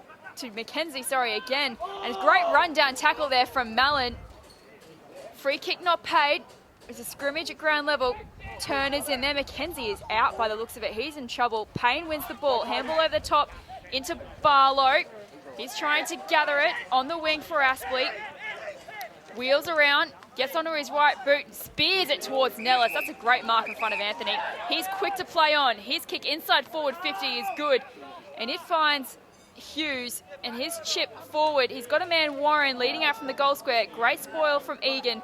Falls to Anthony, and he sends it out of defensive 50 for the Sharks, and this is Baxter. So Baxter on the outer wing has Fowler. So Fowler now right on the outer wing. As players push back from both sides to try and get in play there. Kicks to the smallest man on the ground, Clements. Goes over his head. There to mop it up with the Aspley defence. Not sure where to go.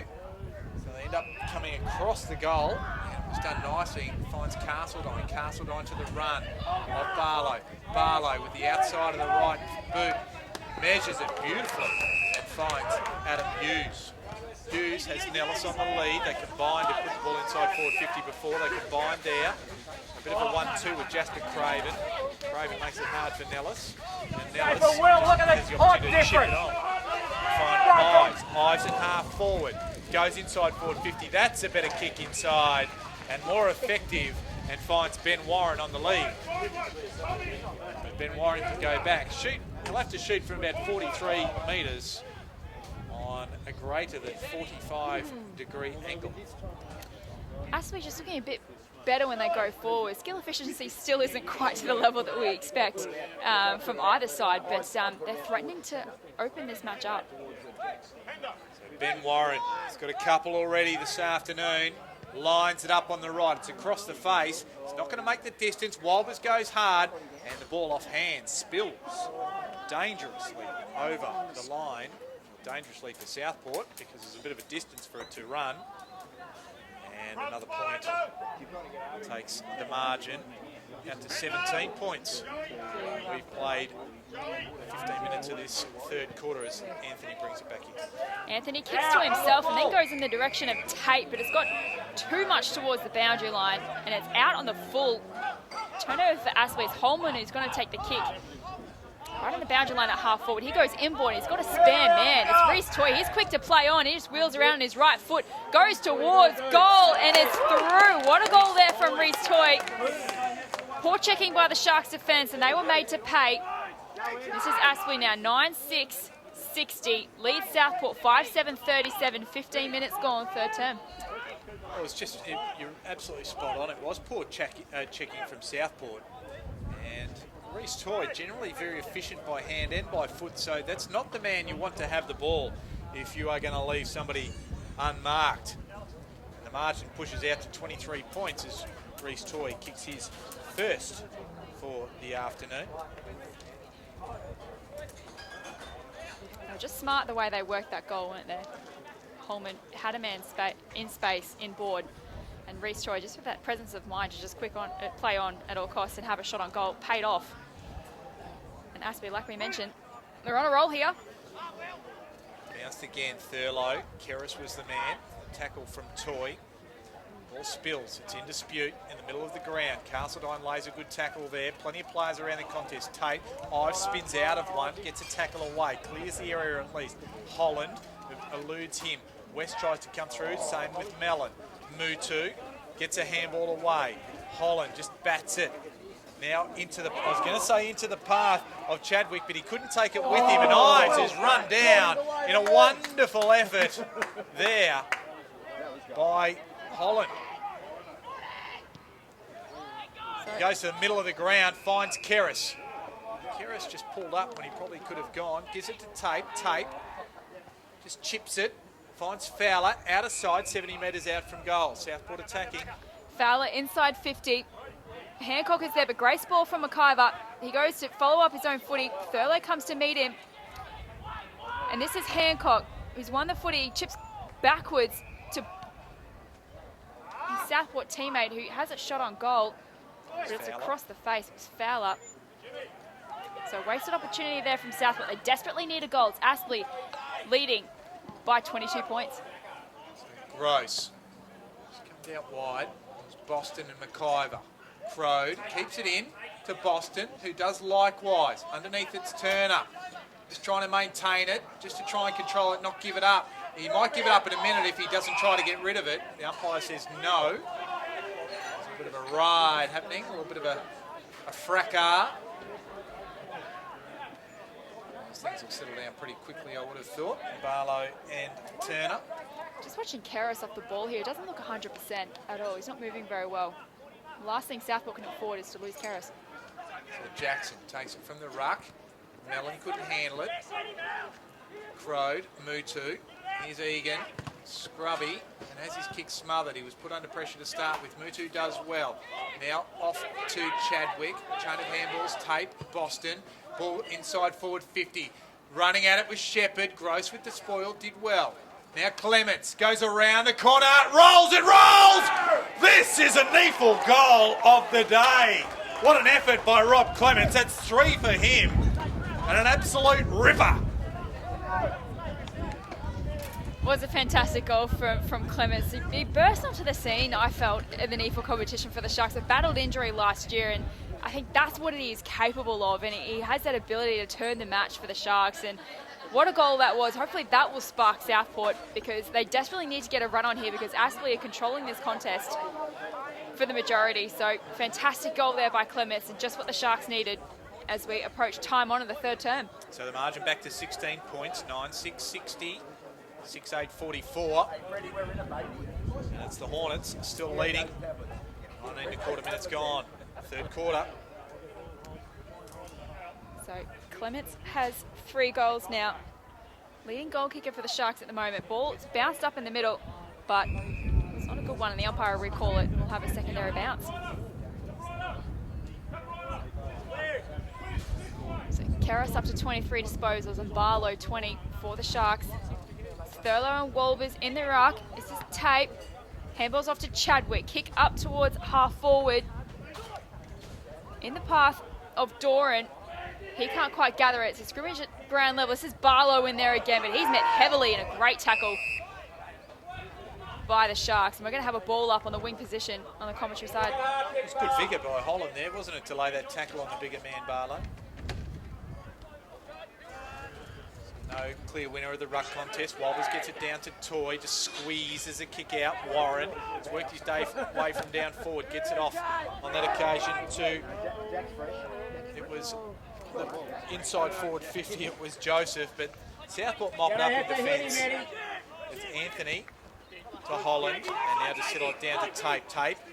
Just handballs it almost to nobody. West was the intended target, but wasn't close enough to him. Coming through is Rudolph again. Day it was. And now Aspley just trying to find a path forward. Wolbers in pain, just waxing. And it was Barlow who ended up kicking the ball forward and giving away the free kick there. Was Joseph, and going the way of Alberto Del Rio, the former WWE champion of the world, otherwise known as Andrew Boston at halfback.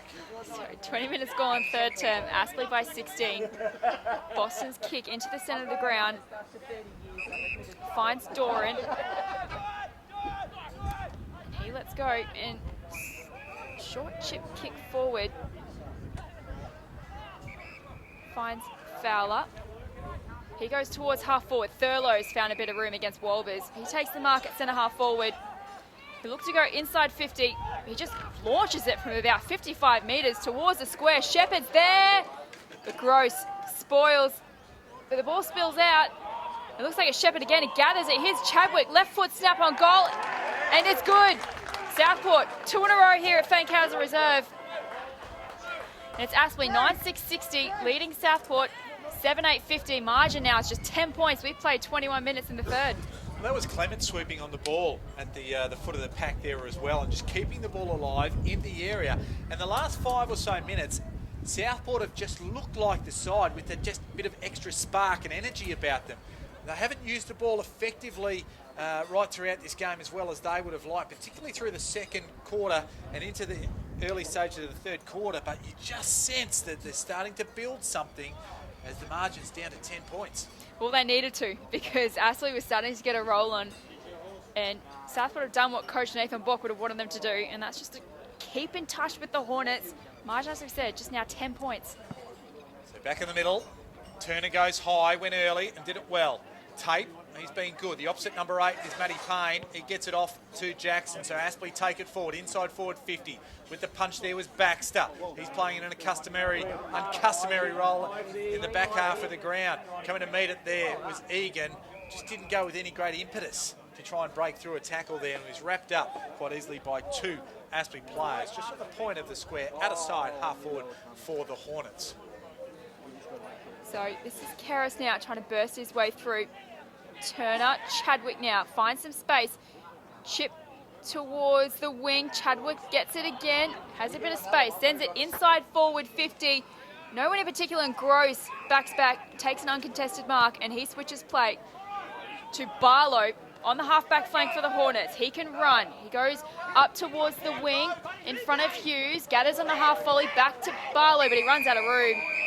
And it's going to be a throw-in on the wing position on the commentary side. You just wonder, the last couple of weeks for Aspley, particularly with the Gold Coast and Sydney Uni games, been pretty brutal games for them.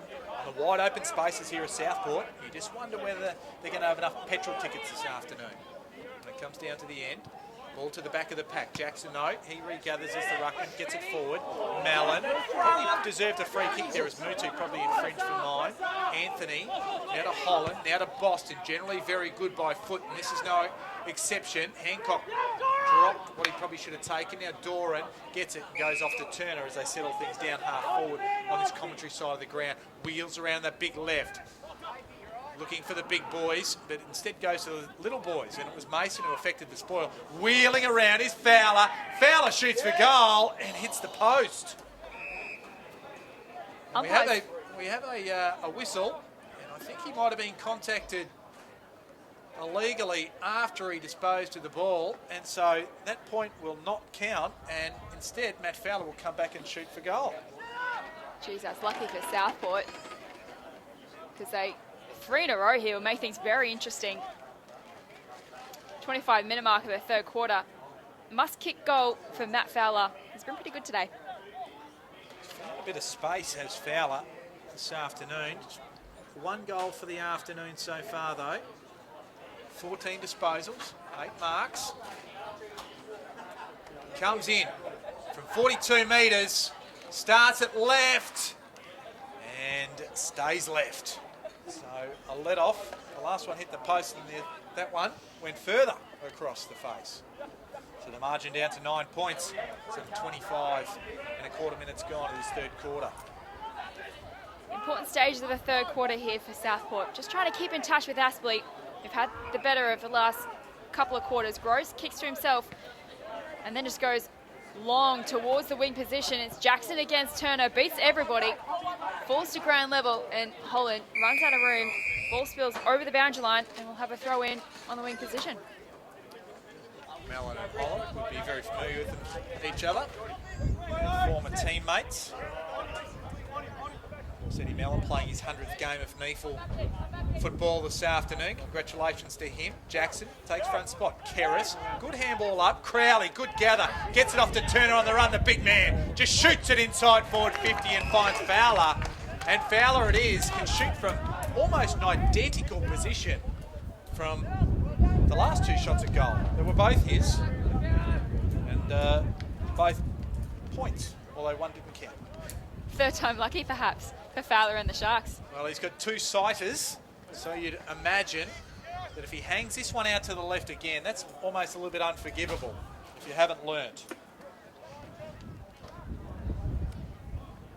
So Matt Fowler again will shoot 45 metres, and that is unforgivable.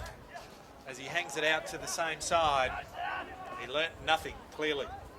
That's poor skill execution at the end of the day, and the margin now down to 8 points. 26 and 3/4 minutes gone, third quarter. Aspley in the lead. So Aspley under a bit of a pressure in their back half. This is Joseph, great kick out to halfback, finds Warren. He's got a couple of players free. Up on the wing is Fountain. This is Nellis. But coming to meet it is Anthony, and Egan spoil the ball. But Aspley wins at the ground level. This is Barlow now. Hasn't got much to kick to, so he just chips it in front of Nellis, and it's a foot race between Nellis and Mutu. Nellis wins out, keeps the ball alive into the path of Rudolph, but he can't gather it. This is Crowley now. It's a turnover. Crowley to Mutu. Back to Crowley. He just throws it on the boot, but can't quite take possession. Is Chadwick, and the ball spills over the boundary line, and we'll have a throw in right on Aspley's half-forward line. Thought Aspley were away then when they found Nellis. Yeah, but it was good covering work there by the Southport defence. Ball back into play. Right on forward 50. That was Walber's front spot. Barlow just eludes a couple. Now squeezes a kick off. A fair bit of purchase, and the breeze just pushes it left and out of bounds on the full as Jack Anthony will take the ball and try and repel for the Sharks. So 28 minutes gone in the third quarter. Aspley leads by 8 points. Important stages of the match here at Fankhauser Reserve. There's Anthony to bring the ball back into play. Long towards halfback. It's Turner and Wolvers in the marking contest, and it's Turner who gives away the free kick for holding. So Wolvers takes the free kick at half forward. He'll send it inside forward 50 for the Hornets, into the path of Warren against Anthony. No winner in the contest. And it's cut off there by Southport, sorry. Kicking towards the wing. This is Johnson. Tap there from Holland to no one in particular. 50-50 contest, balls in dispute. This is Holland who wins out. He's got nowhere to go, so he just pops it on the boot up towards half forward to Shepherd. He can't gather it in the half volley. But this is Shepherd again. Great contest at ground level. Ball's up for grabs. And this is Hancock, who just tries to gather it, but is pushed over the boundary line and will have a throw in. Tough stuff there out in the wing. Yeah, he's just about to be in the arms of the trainers there was Hancock. He saw the ball go again. So he had to go again, and then he got pummeled over the boundary line. He rolled with it just to try and get it out. The ball thrown back into play. Turner and Walbers. The ball worked to the back. Keras couldn't take it. Now Chadwick, now to Tate as the three-quarter time siren sounds. And it finds Aspley in the lead by 8 points. 9-6-60, Southport 7-10-52. And that quarter went the way of Southport, 3 goals for to 2 goals to Aspley. So it set itself up for a great last quarter. We thought at one stage during that third quarter that Aspley were going to run away, but it was the last 3 goals going Southport's way that really have put this into a tight contest. Absolutely. I mean, Aspley were as much as 23 points ahead at the 15-minute mark of that third quarter until Southport have come back just to keep things interesting, a three-quarter tie. But game is definitely up for grabs. And just recapping some top possession winners, Keras has 24 for the Sharks, Tate with 23 and Holland with 20. And for the Hornets, Barlow with 26, Payne with 22 and Toy with 18. So we'll take a break here at Fankhauser Reserve and come back with the last quarter on NEAFL TV.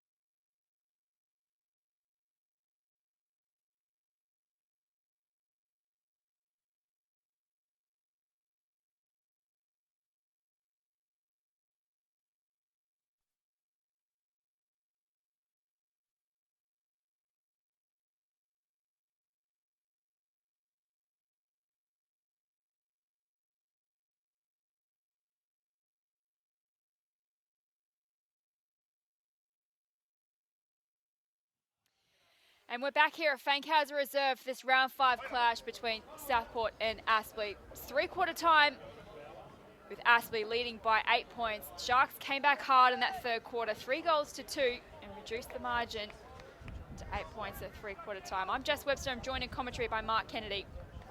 It's going to be a great last quarter. Well, it's set up for one, isn't it? We saw Southport just bring a real energy to the second part of that third quarter, and one that really got them going and got some momentum going their way. And we're going to see what they can produce and how stern the resistance and challenge from Aspley can come going back the other way. And Aspley's defence has been pretty good today, and something they've struggled with, I felt like, or a cornerstone of their game in the opening rounds, but they've been pretty good today, and they're going to need a great defensive effort to stem the flow. The Sharks side have built some momentum, and here we go for the last quarter. So Walbers went high. There's Keris, just fed it up. Looked like a rugby throw to me, but umpire says that's fine. There's Mellon, he's on hands and knees, trying to work his way clear. There's plenty of players around the contest as the enthusiasm to try and get things going their way for both sides is eminent. It was Tate that gets the kick away. Now to Doran. Not sure where to go. Gives it to Mutu. It was a free kick. An advantage paid. Now Keris has got a bit of open space. Nobody to go to though, so he decides to go back and think about it. Asked to play on. It's forward, Clement, and right there with him, Matthew Payne out there playing in a defensive spoil it is. Gets into the thinker pose before he gets up on his feet and runs away. So the ball back into play. Walbers has front spot. Plenty of players around there again. It's Boston. And just going with the arm lock, the arm bar was Reece Toy. And in the back says the umpire, and Boston gets it, kicks it to Fowler, still 60 metres from goal on the outer side. So Fowler at half forward for the Sharks. He'll send it inside 50. It's long and it's high towards Shepherd at full forward, fisted away from Lawrence. Only as far though as Doran at ground level.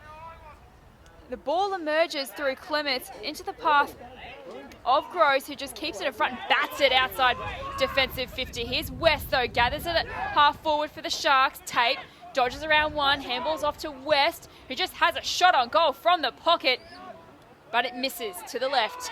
Aspley 9-6-60, Southport 7-11-53. We've played a minute and a half in the last term. That's good defensive pressure there by Shepherd to make or force Gross to hit the ball forward. That's creating opportunities as Henderson brings it back in. Coming to the club outside of the ground. West went high, couldn't take it with him though. Ball just parried forward. Now it is Keris to Turner, and his handball just doesn't hit tape, and the ball just stays in. And that's Craven, the son of the great Danny Craven. And off to Ives, now to Toy. Toy from defensive 50, kicks it up to the lead and hits the nipples of Nellis. And Nellis, in the middle of the ground, gives it to Holman, goes to the outer side, looking for Barlow. He's got the height to take the easiest to marks. He wheels around on the right, gives it to Toy. True centre half forward, they're building here. Now Craven. Now off to Mellon. Mellon turns around, he puts his skates on, kicks for goal, and kicks truly.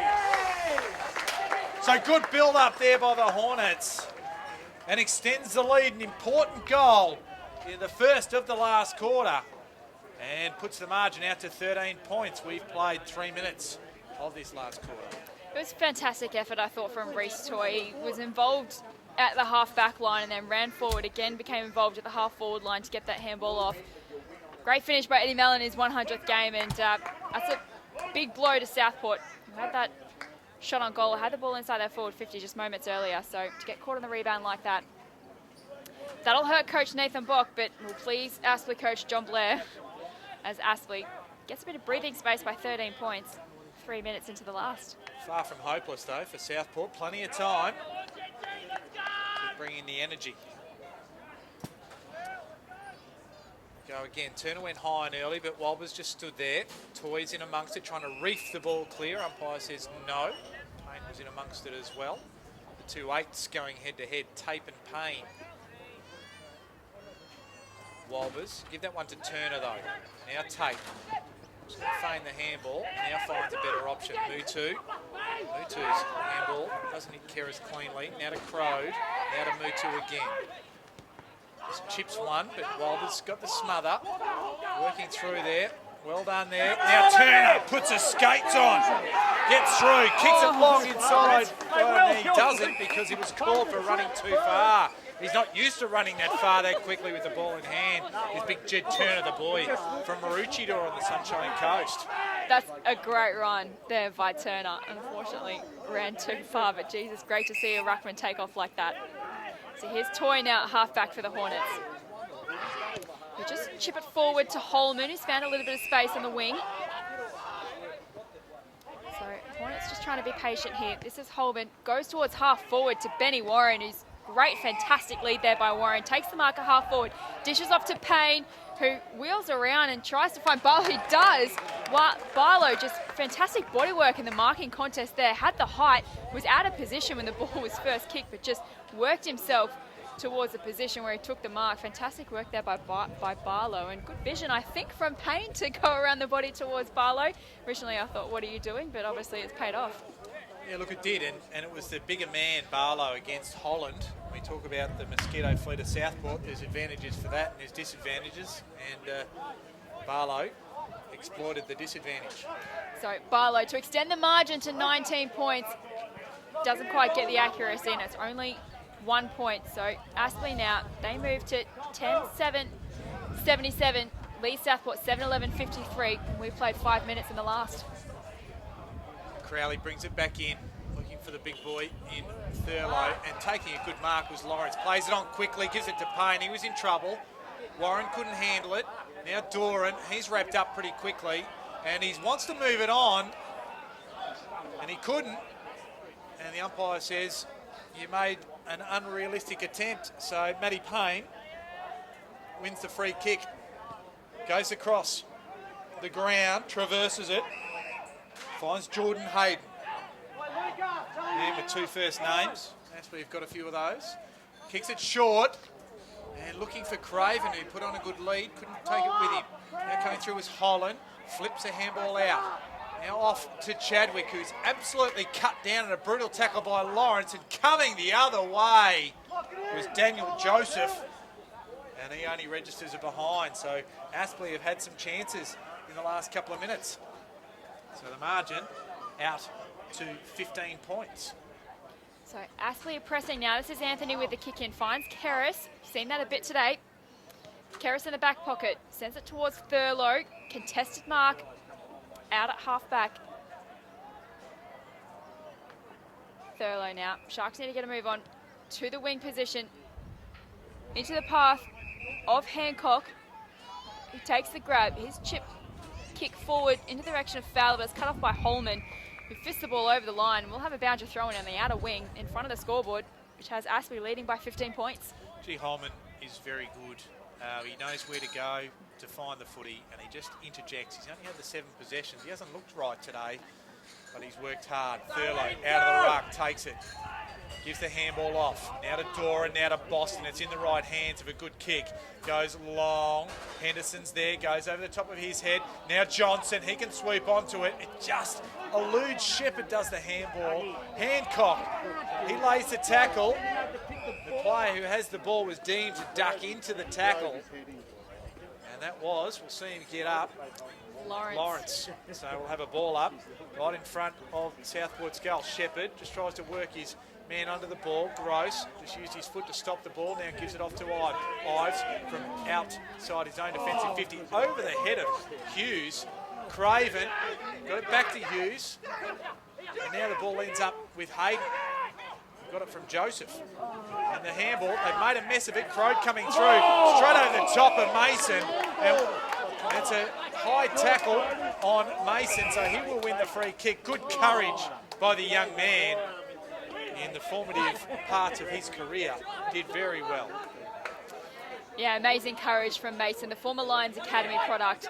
He just had no real option but to stand there, and he won himself a free kick. So his kick towards the wing is good. It finds Walbers in a bit of space. He's got Baker running for him. Baker gets it, shows a bit to his opponent on debut. Does Baker, kicked a great goal earlier in the game. Nice little chip kick inboard, finds Hayden. So Aspley looking to head inside forward 50. Hayden just holds it up. He goes further inboard to Gross. Just short of halfway. Gross now, again, out to the outer side to Lawrence. Trying to switch play the Hornets. Lawrence goes towards the wing. There's Payne. Takes a grab. Feeling for the 50 metres. He doesn't get it. So Payne now between wing and half forward for the Hornets. Just holding up play, looking for an option. He goes towards the pocket to find Warren. He meets it, but doesn't quite, or he does take the mark. A juggling effort there from Warren. Takes the mark about 40 metres out from goal towards the boundary line. This will be a big kick if he can nail it. He plays on quickly, wheels around, opens up the angle a little bit, goes towards goal. It's across the face. Doesn't record a score. This is Wolvers at ground level. Aspley still pressing. This is Holman now. He goes inboard, got a couple of options. One of them is Hayden, who takes the mark. And he'll go back and have a shot on goal. Takes the mark about 40 metres out, slight angle. And this will hurt Southport. Well, it's just a build-up from Aspley. They controlled it into their forward line. They had to work at various times to maintain that control. But the measured kick and the thoughtful way they went about possessing the football when they had the opportunity was quality. And it was Holman involved again. He's definitely carrying an injury, but he's done his bit today. So this is Hayden from about 45 metres out. That's a fantastic shot on goal from the Tasmanian. And it extends Aspley's lead now to 21 points. We've played 10 minutes gone in the last quarter. Aspley 11-8, 74, leads Southport 7-11, 53. Danger signs now for the Sharks. It certainly is, and we're approaching the halfway mark of this last quarter, and Southport are really going to have to get a move on. Aspley have kicked the last 2 goals of the game to try and put them to the sword. 21 points adrift now. And Aspley have just got a little better of the inside 50s, 39 to 37.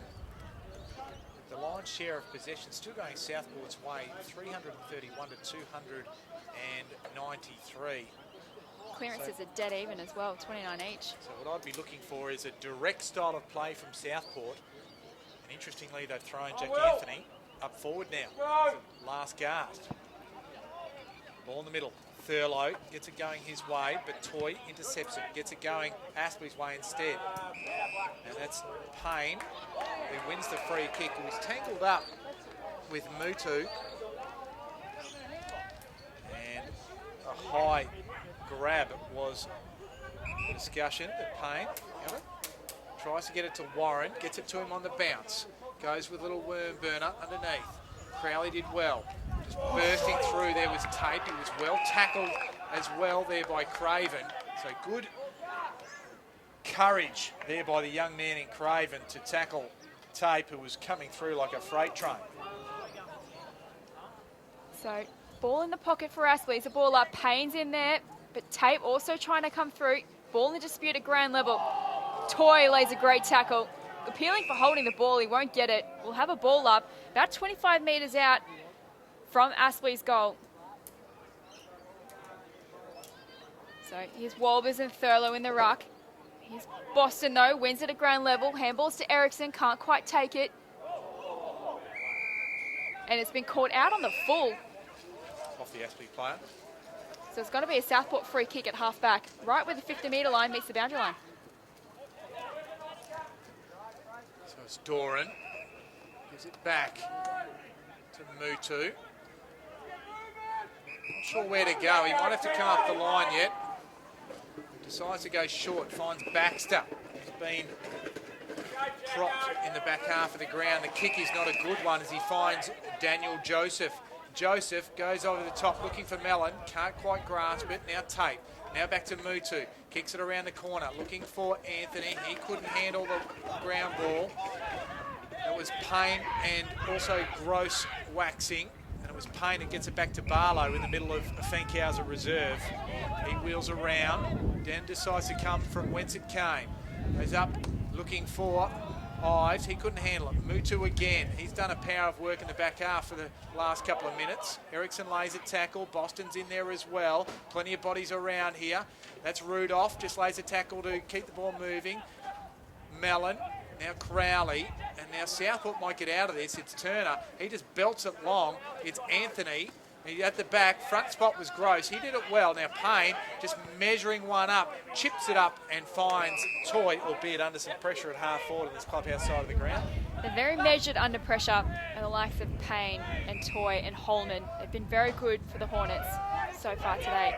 So here's Toy, little kick forward to half forward in the path of Ives. Coming to meet it is Johnson. And ball to be won here at ground level.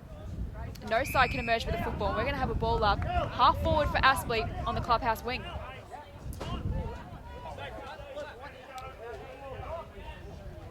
So Jackson in the ruck against Turner. Jackson wins out, tries to get boot to ball. This is Craven now. His ball inside forward 50 to Warren, but it's cut off there by Egan. Fists the ball towards the boundary line. It rolls over and we're going to have a boundary throw in. Just inside 50 metres for Aspley. Throw in will come as the shadows lengthen, showing the extent of the beautiful facilities here at Fankhauser Reserve. Jackson just tries to belt it his way, doesn't make clean contact. Keris is there. He just has to go off hands and knees and hit the ball, but he's copped one in the back, says the umpire, and he will win the free kick. Think about starting to move this pretty quickly and get some real run and carry happening. The Sharks lobs it up, and just out-bodying Holland was McIver on the clubhouse wing. So McIver for the Hornets goes towards half forward to Toy, or to Nella, sorry. He can't make it. Handballs to Toy now. He also can't quite gather it. This is McIver at the back of the pack. Craven. Handballs off to Ives, now to Hayden, the last goal kicker of the game. He's run into some trouble though, and that is a great tackle by O'Shea. Holding the ball, not called. This is tape now. And the Sharks can reload off halfback towards the wing. It's Johnson in a 2-on-1. And great fist there by Mason. We're going to have a boundary throw in on the true centre wing position on the commentary side. I haven't minded his game this afternoon, actually. Young Luca Mason. He's done very well. 10 disposals. Plenty of courage, and they're Absolutely. at the right times. So Turner had front spot, did it well. Boston was dispossessed by Toy, but running onto it on that occasion was Chadwick. Gets it down to half forward. Shepherd and Fowler can't take it. His Hancock lays attack, and now Lawrence just gets a chip forward. It was too hot for Toy. Now Ericsson to Fowler, now to Tate. Now they can build. Kicks a short one and finds Anthony on the lead. He goes inside forward 50. Just centres it up, I should say. And he finds James Holland. So Holland, it's a big kick in the context of the game and Southport's afternoon. Absolutely. 17 minutes gone. Aspley by 21. Needs to kick it. So Holland comes in. It looks good off the boot, and Southport are still alive. From the centre, Aspley, get the clearance. Narrow the margin to 15 points as they move to 8-11-59. Aspley 11-8-74. 17 and a quarter minutes gone to this last quarter. Absolutely a must-win clearance now for the Sharks. Clearances are still dead even, 31 each. Southport well on top on the hit-out, so 42-27. Inside 50s, 43-38. Aspley's way. So, played 17 minutes into this last quarter. Next goal, crucial for both sides. To keep Southport alive or to just give Aspley some breathing space. They've got to kick 3, Southport. So they're going to have to go with some real momentum, run and carry. So Thurlow and Wolvers in the ruck. Thurlow wins that one. Comes Tate trying to bash his way through the pack. That's Hayden at ground level. Wins a free kick for High. He'll take the free kick inside the centre square. Just short of halfway for the Hornets. So he kicks long towards half forward. Warren's there, but at the back is Baxter. He'll mop it up for the Sharks. His kick inboard into the path of Crow, but he doesn't take the mark. And this is Ericsson, but his handball misses the target. Craven's in there now. Turnover for the Hornets. Holman to Ives, who shoots on goal, but doesn't quite get the accuracy, and it's just registers just a point. But any score is important now. just to keep themselves ahead. So this is Aspley, 11-9-75, Southport, 8-11-59, 19 minutes gone in the last term. He just doesn't look comfortable down back, Josh Baxter. For Southport, he's so used to playing up forward. As the ball goes long down the middle of the ground, Thurlow couldn't handle it. Luke Mason affected this ball. Hancock just got one arm on it, and he's tackled at the same time. And a good defensive tackle it is by Oscar Baker, debutant. And the ball will be thrown up in the middle of Fankhauser Reserve with Aspley just attacking. Good handball there by Payne. Releases Barlow, and Barlow for goal, and that's just about the sealer. The cream rises to the top as Payne, who many thought should have got a go at AFL level, gives it to a player who had some good opportunities with the Sydney Swans at AFL level, and Ed Barlow, who made no mistake, and the margin now pushes well out to 22 points, and you just about say that's a bridge too far for South. Yeah, I agree with you. And Payne now is up to 32 possessions, the leading possession winner on the ground. Karras has 30, but Barlow's been really impressive today for the Hornets. 30 possessions, 8 marks, 7 inside 50s, and a crucial goal in the last quarter. He's definitely played his role for the Hornets today. So all or nothing for Southport now. We played 20 minutes into the last quarter, and they need 4 goals to win it. Walbers and Thurlow in the ruck. Goes down to Karras. Handball only finds Boston, but the handball finds Payne. His quick kick out towards half forward.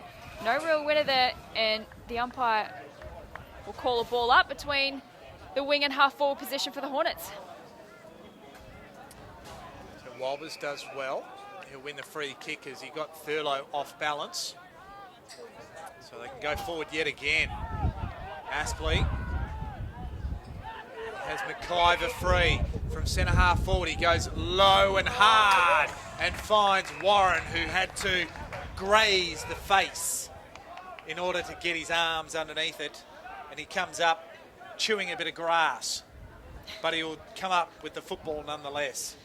His work rate's really impressed me today. I think he's worked Egan really well, and has Ben Warren the co-captain. 20 disposals, 9 marks now, and a couple of goals. It's probably his best game, I think, for Aspley this season. I've been really impressed. Well, he roams far and wide, doesn't he, as a forward? Complements Nellis and Hughes well. So Warren comes in and starts at left, but it comes back enough. And that is the ball game as far as the result goes.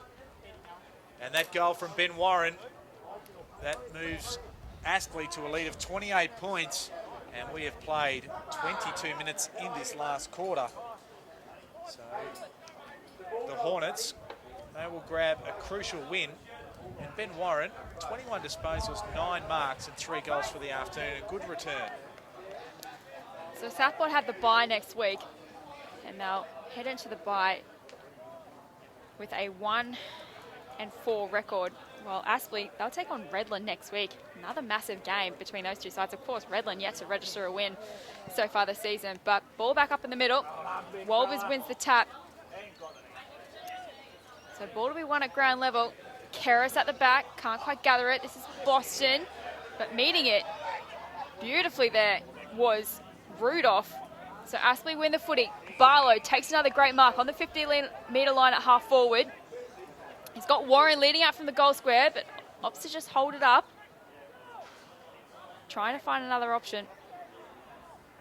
Just been too big out on that wing. Been able to push forward and take advantage of both Holland and on that occasion Chadwick. He's a handy player for the Hornets. So goes again to find Warren. Can't quite take the mark this time. At ground level is Payne. He's ushered over the boundary line by Boston and he's given away a free kick as well. Boston will take the free kick for the Sharks in the right back pocket. So Boston goes out towards Thurlow. Generally good with the hands, but Walbers was right there on that occasion to apply the pressure. Now to Barlow. Barlow handles over the top. Only finds Thurlow though. They're very close to the boundary line. Walbers. Now to Barlow again. He's had plenty of touches getting in there and finds a target going inside forward 50. And coming out to meet it on that occasion is James Nellis. So Nellis, a little bit quiet in the last quarter or so, but had a busy day nonetheless. 19 disposals, 7 marks, and 1 goal for his trouble. Lining up for number 2. Kicks it from 42 and slides across the face for 1 behind. So the margin now 29 points. We've played 24.5 minutes of this last quarter. Crowley with the kick in, goes towards halfback and finds Anthony in a long lead in front of Gross. He takes the mark between halfback and the wing for the Sharks. Anthony just chips it towards the wing. Baker in front of Hancock, gets a spoil, but the ball spills out over the back. Lawrence is there, but he just ushers it across the line for a boundary throw in. So last quarters are a big problem for Southport. They lost by an average, apart from last week against the Demons, they've lost by an average of 5 goals. So the ball back into play. Right in front of us here in the NEAFL commentary position, it's Thurlow. Just bats it back towards the boundary line. Gone, mate. The umpire says Couldn't we'll handle throw it. Back in yet again. Thurlow just ran straight to the boundary line himself and interchanged with Jed Turner. So this time it'll be Walbers and Turner doing battle. Have a good look at this stoppage. Man on man all round this ruck contest. Turner with the leap. Holland tries to come through. Barlow lays the tackle, does it well, and just holds proceedings up. On the half-forward flank here, right in front of us at Fankhauser Reserve on the clubhouse side of the ground, we'll have another ball up. 25 minutes gone in the last. Aspley up by 29 points at Fankhauser Reserve. This is Karras. Gets the ball from Holland. Karras to Ericsson to Boston. They'll look to go inside forward 50. Boston finds Johnson on the lead. Not paid the mark. Ericsson now mops up at ground level, centres the ball to the corridor. Gross is there to chop it off. At ground level, he tries to just soccer it forward. This is Hayden. Finds Henderson, but he's wrapped up by Clements. And we'll have a ball up about 25 metres from the Southport goal directly in front. Well, the build-up was there. It was well done by Southport. They just had no tall target there. We're actually relying on Doran against Gross. The ball down, McIver tries to come through. Hancock laid the tackle. Ericsson and Payne do battle there. Both on hands, now on hands and knees. Karras breaks a tackle, has his kick smothered by McIver. Copying one for his trouble there was Fowler. And now there's a whistle on play. And it will go Aspley's way, and it will go the way of Ed Barlow. So from defence, Aspley can spread and avert a little bit of danger. Although on the scoreboard, they're in no danger now, as they will run out winners in these closing minutes. They lead by 29 points. So Barlow plays on, has a couple of bounces. He'll move it outside defensive 50. Little chip kick finds Toy. He goes further to McIver on the wing. Handball's off to the running Barlow. His chip towards half forward finds Hayden. No, this is Rudolph, sorry. So Rudolph takes the mark on the wing position. Goes inside forward 50 to Warren, but coming back courageously into the pack. Shepherd. So he's been dispatched down back as well. So very handy mark there by Shepherd. He handballs off to Egan, who goes even further back to the goal square. Finds Holland. Chip kick back to Egan in the pocket now. He goes towards O'Shea. Handballs off to Crode. At half-back for the Sharks, goes up towards half-forward, 2-on-1 contest, and taking the mark in front of 2 opponents is Doran in front of Gross. He goes inboard, finds a teammate in Ericsson. He wheels around and goes towards the corridor. There's a pack of players. Chopping it off there was Henderson for Aspley. Winning it at ground level is Baxter. Handballs off to Chadwick, who just has a shot on goal. Nobody there. And it fades away to the left just for 1 behind. So Aspley 13-10-88, Southport 8-12-60. 28 minutes gone in the last quarter. That's the margin as well. A short kick from Lawrence. Just found his teammate in time before Clements arrived on the scene. And that was Hayden. Gives it back to Lawrence, who goes to Mason. So still inside defensive 50. Mason's got a bit of room to move all of a sudden. Gives a handball outside forward 50. Here's Toy, just eludes his opponent. Gets the ball to half forward. Bouncing, rolling ball. Gross tries to come through, can't take it. Turner was there as well. Now Crode, Mutu, Crode again. Just chips the ball up. Who's coming to meet it? Oh, heavy contact on West as McIver and also Tate came through. And he is not real well, Connor West. There, he got up straight away, but straight off the ground he came, holding his head. With the ball back into play, we'll just keep an eye on that one on the boundary line. There's Hancock, he was tackled. McIver did well, but his handball didn't find its target. Ives, nothing effective from him. And Crode, another Shark, lay the tackle. Got Connor West on the boundary line on his back. Yep. Assess him, he might be concussed. I think a little possibly. bit. Yeah, they've just kind of brought him down to lay on his back, so a bit of concern there for West. Ives gets the clearance. Baxter can't take it. Now Shepherd, so the two forwards are the two key backs. Mutu gets the ball back to Holland, just chips it off to Keris. So Keris goes across the goal face. And that is the final siren. And it is Aspley who run out victors this afternoon. 13-10-88 to Southport, 8-12-60. The margin is 28 points. Super impressive win there by Aspley. They were challenged earlier, only led by 8 points.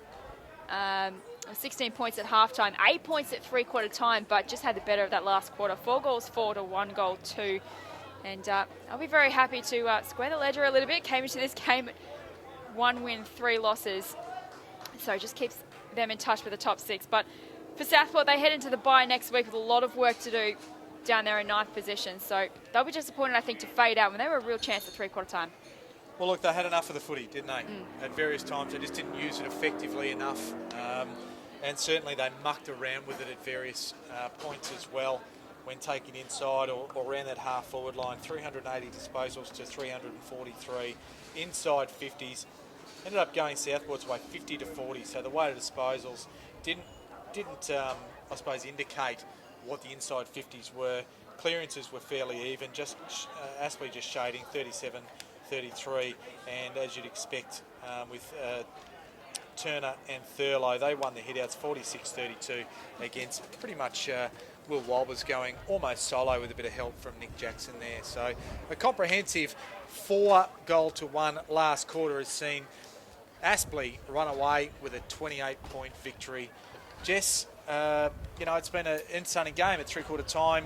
We thought the game was really in the balance, but Aspley, who I'll put my hand up here, suggested they might run out of petrol tickets. In fact, it was exactly the opposite. The Southport lost their energy that they found in that third quarter, and they just really couldn't grasp, I suppose, the energy to really push forward. And it definitely is a problem, I think, for Southport, their last quarters. But what was impressive for me, for Aspley, was just how smart they were with the football. So Payne, Barlow, Toy, Holman in that last quarter. It was just their experience, and I think football smarts that just kind of slowed the game down at times, and they were really measured, I think, going inside forward 50, and they just really kind of managed to get the game on their terms in the last quarter. But in saying that, I was super impressed with some of the efforts of the young guys. Didn't get a lot of weight of possession, but the likes of Baker and Mason and Craven as well, the courage they showed would absolutely please Coach John Blair. So I think there's a lot of positives to come out of this game for Aspley. Well, you talk about these prime movers, and we talk about the people that are actually getting it inside forward 50. And Ed Barlow, for his 35 disposals today, 9 inside 50s. Payne, who had 33, had 6 inside 50s.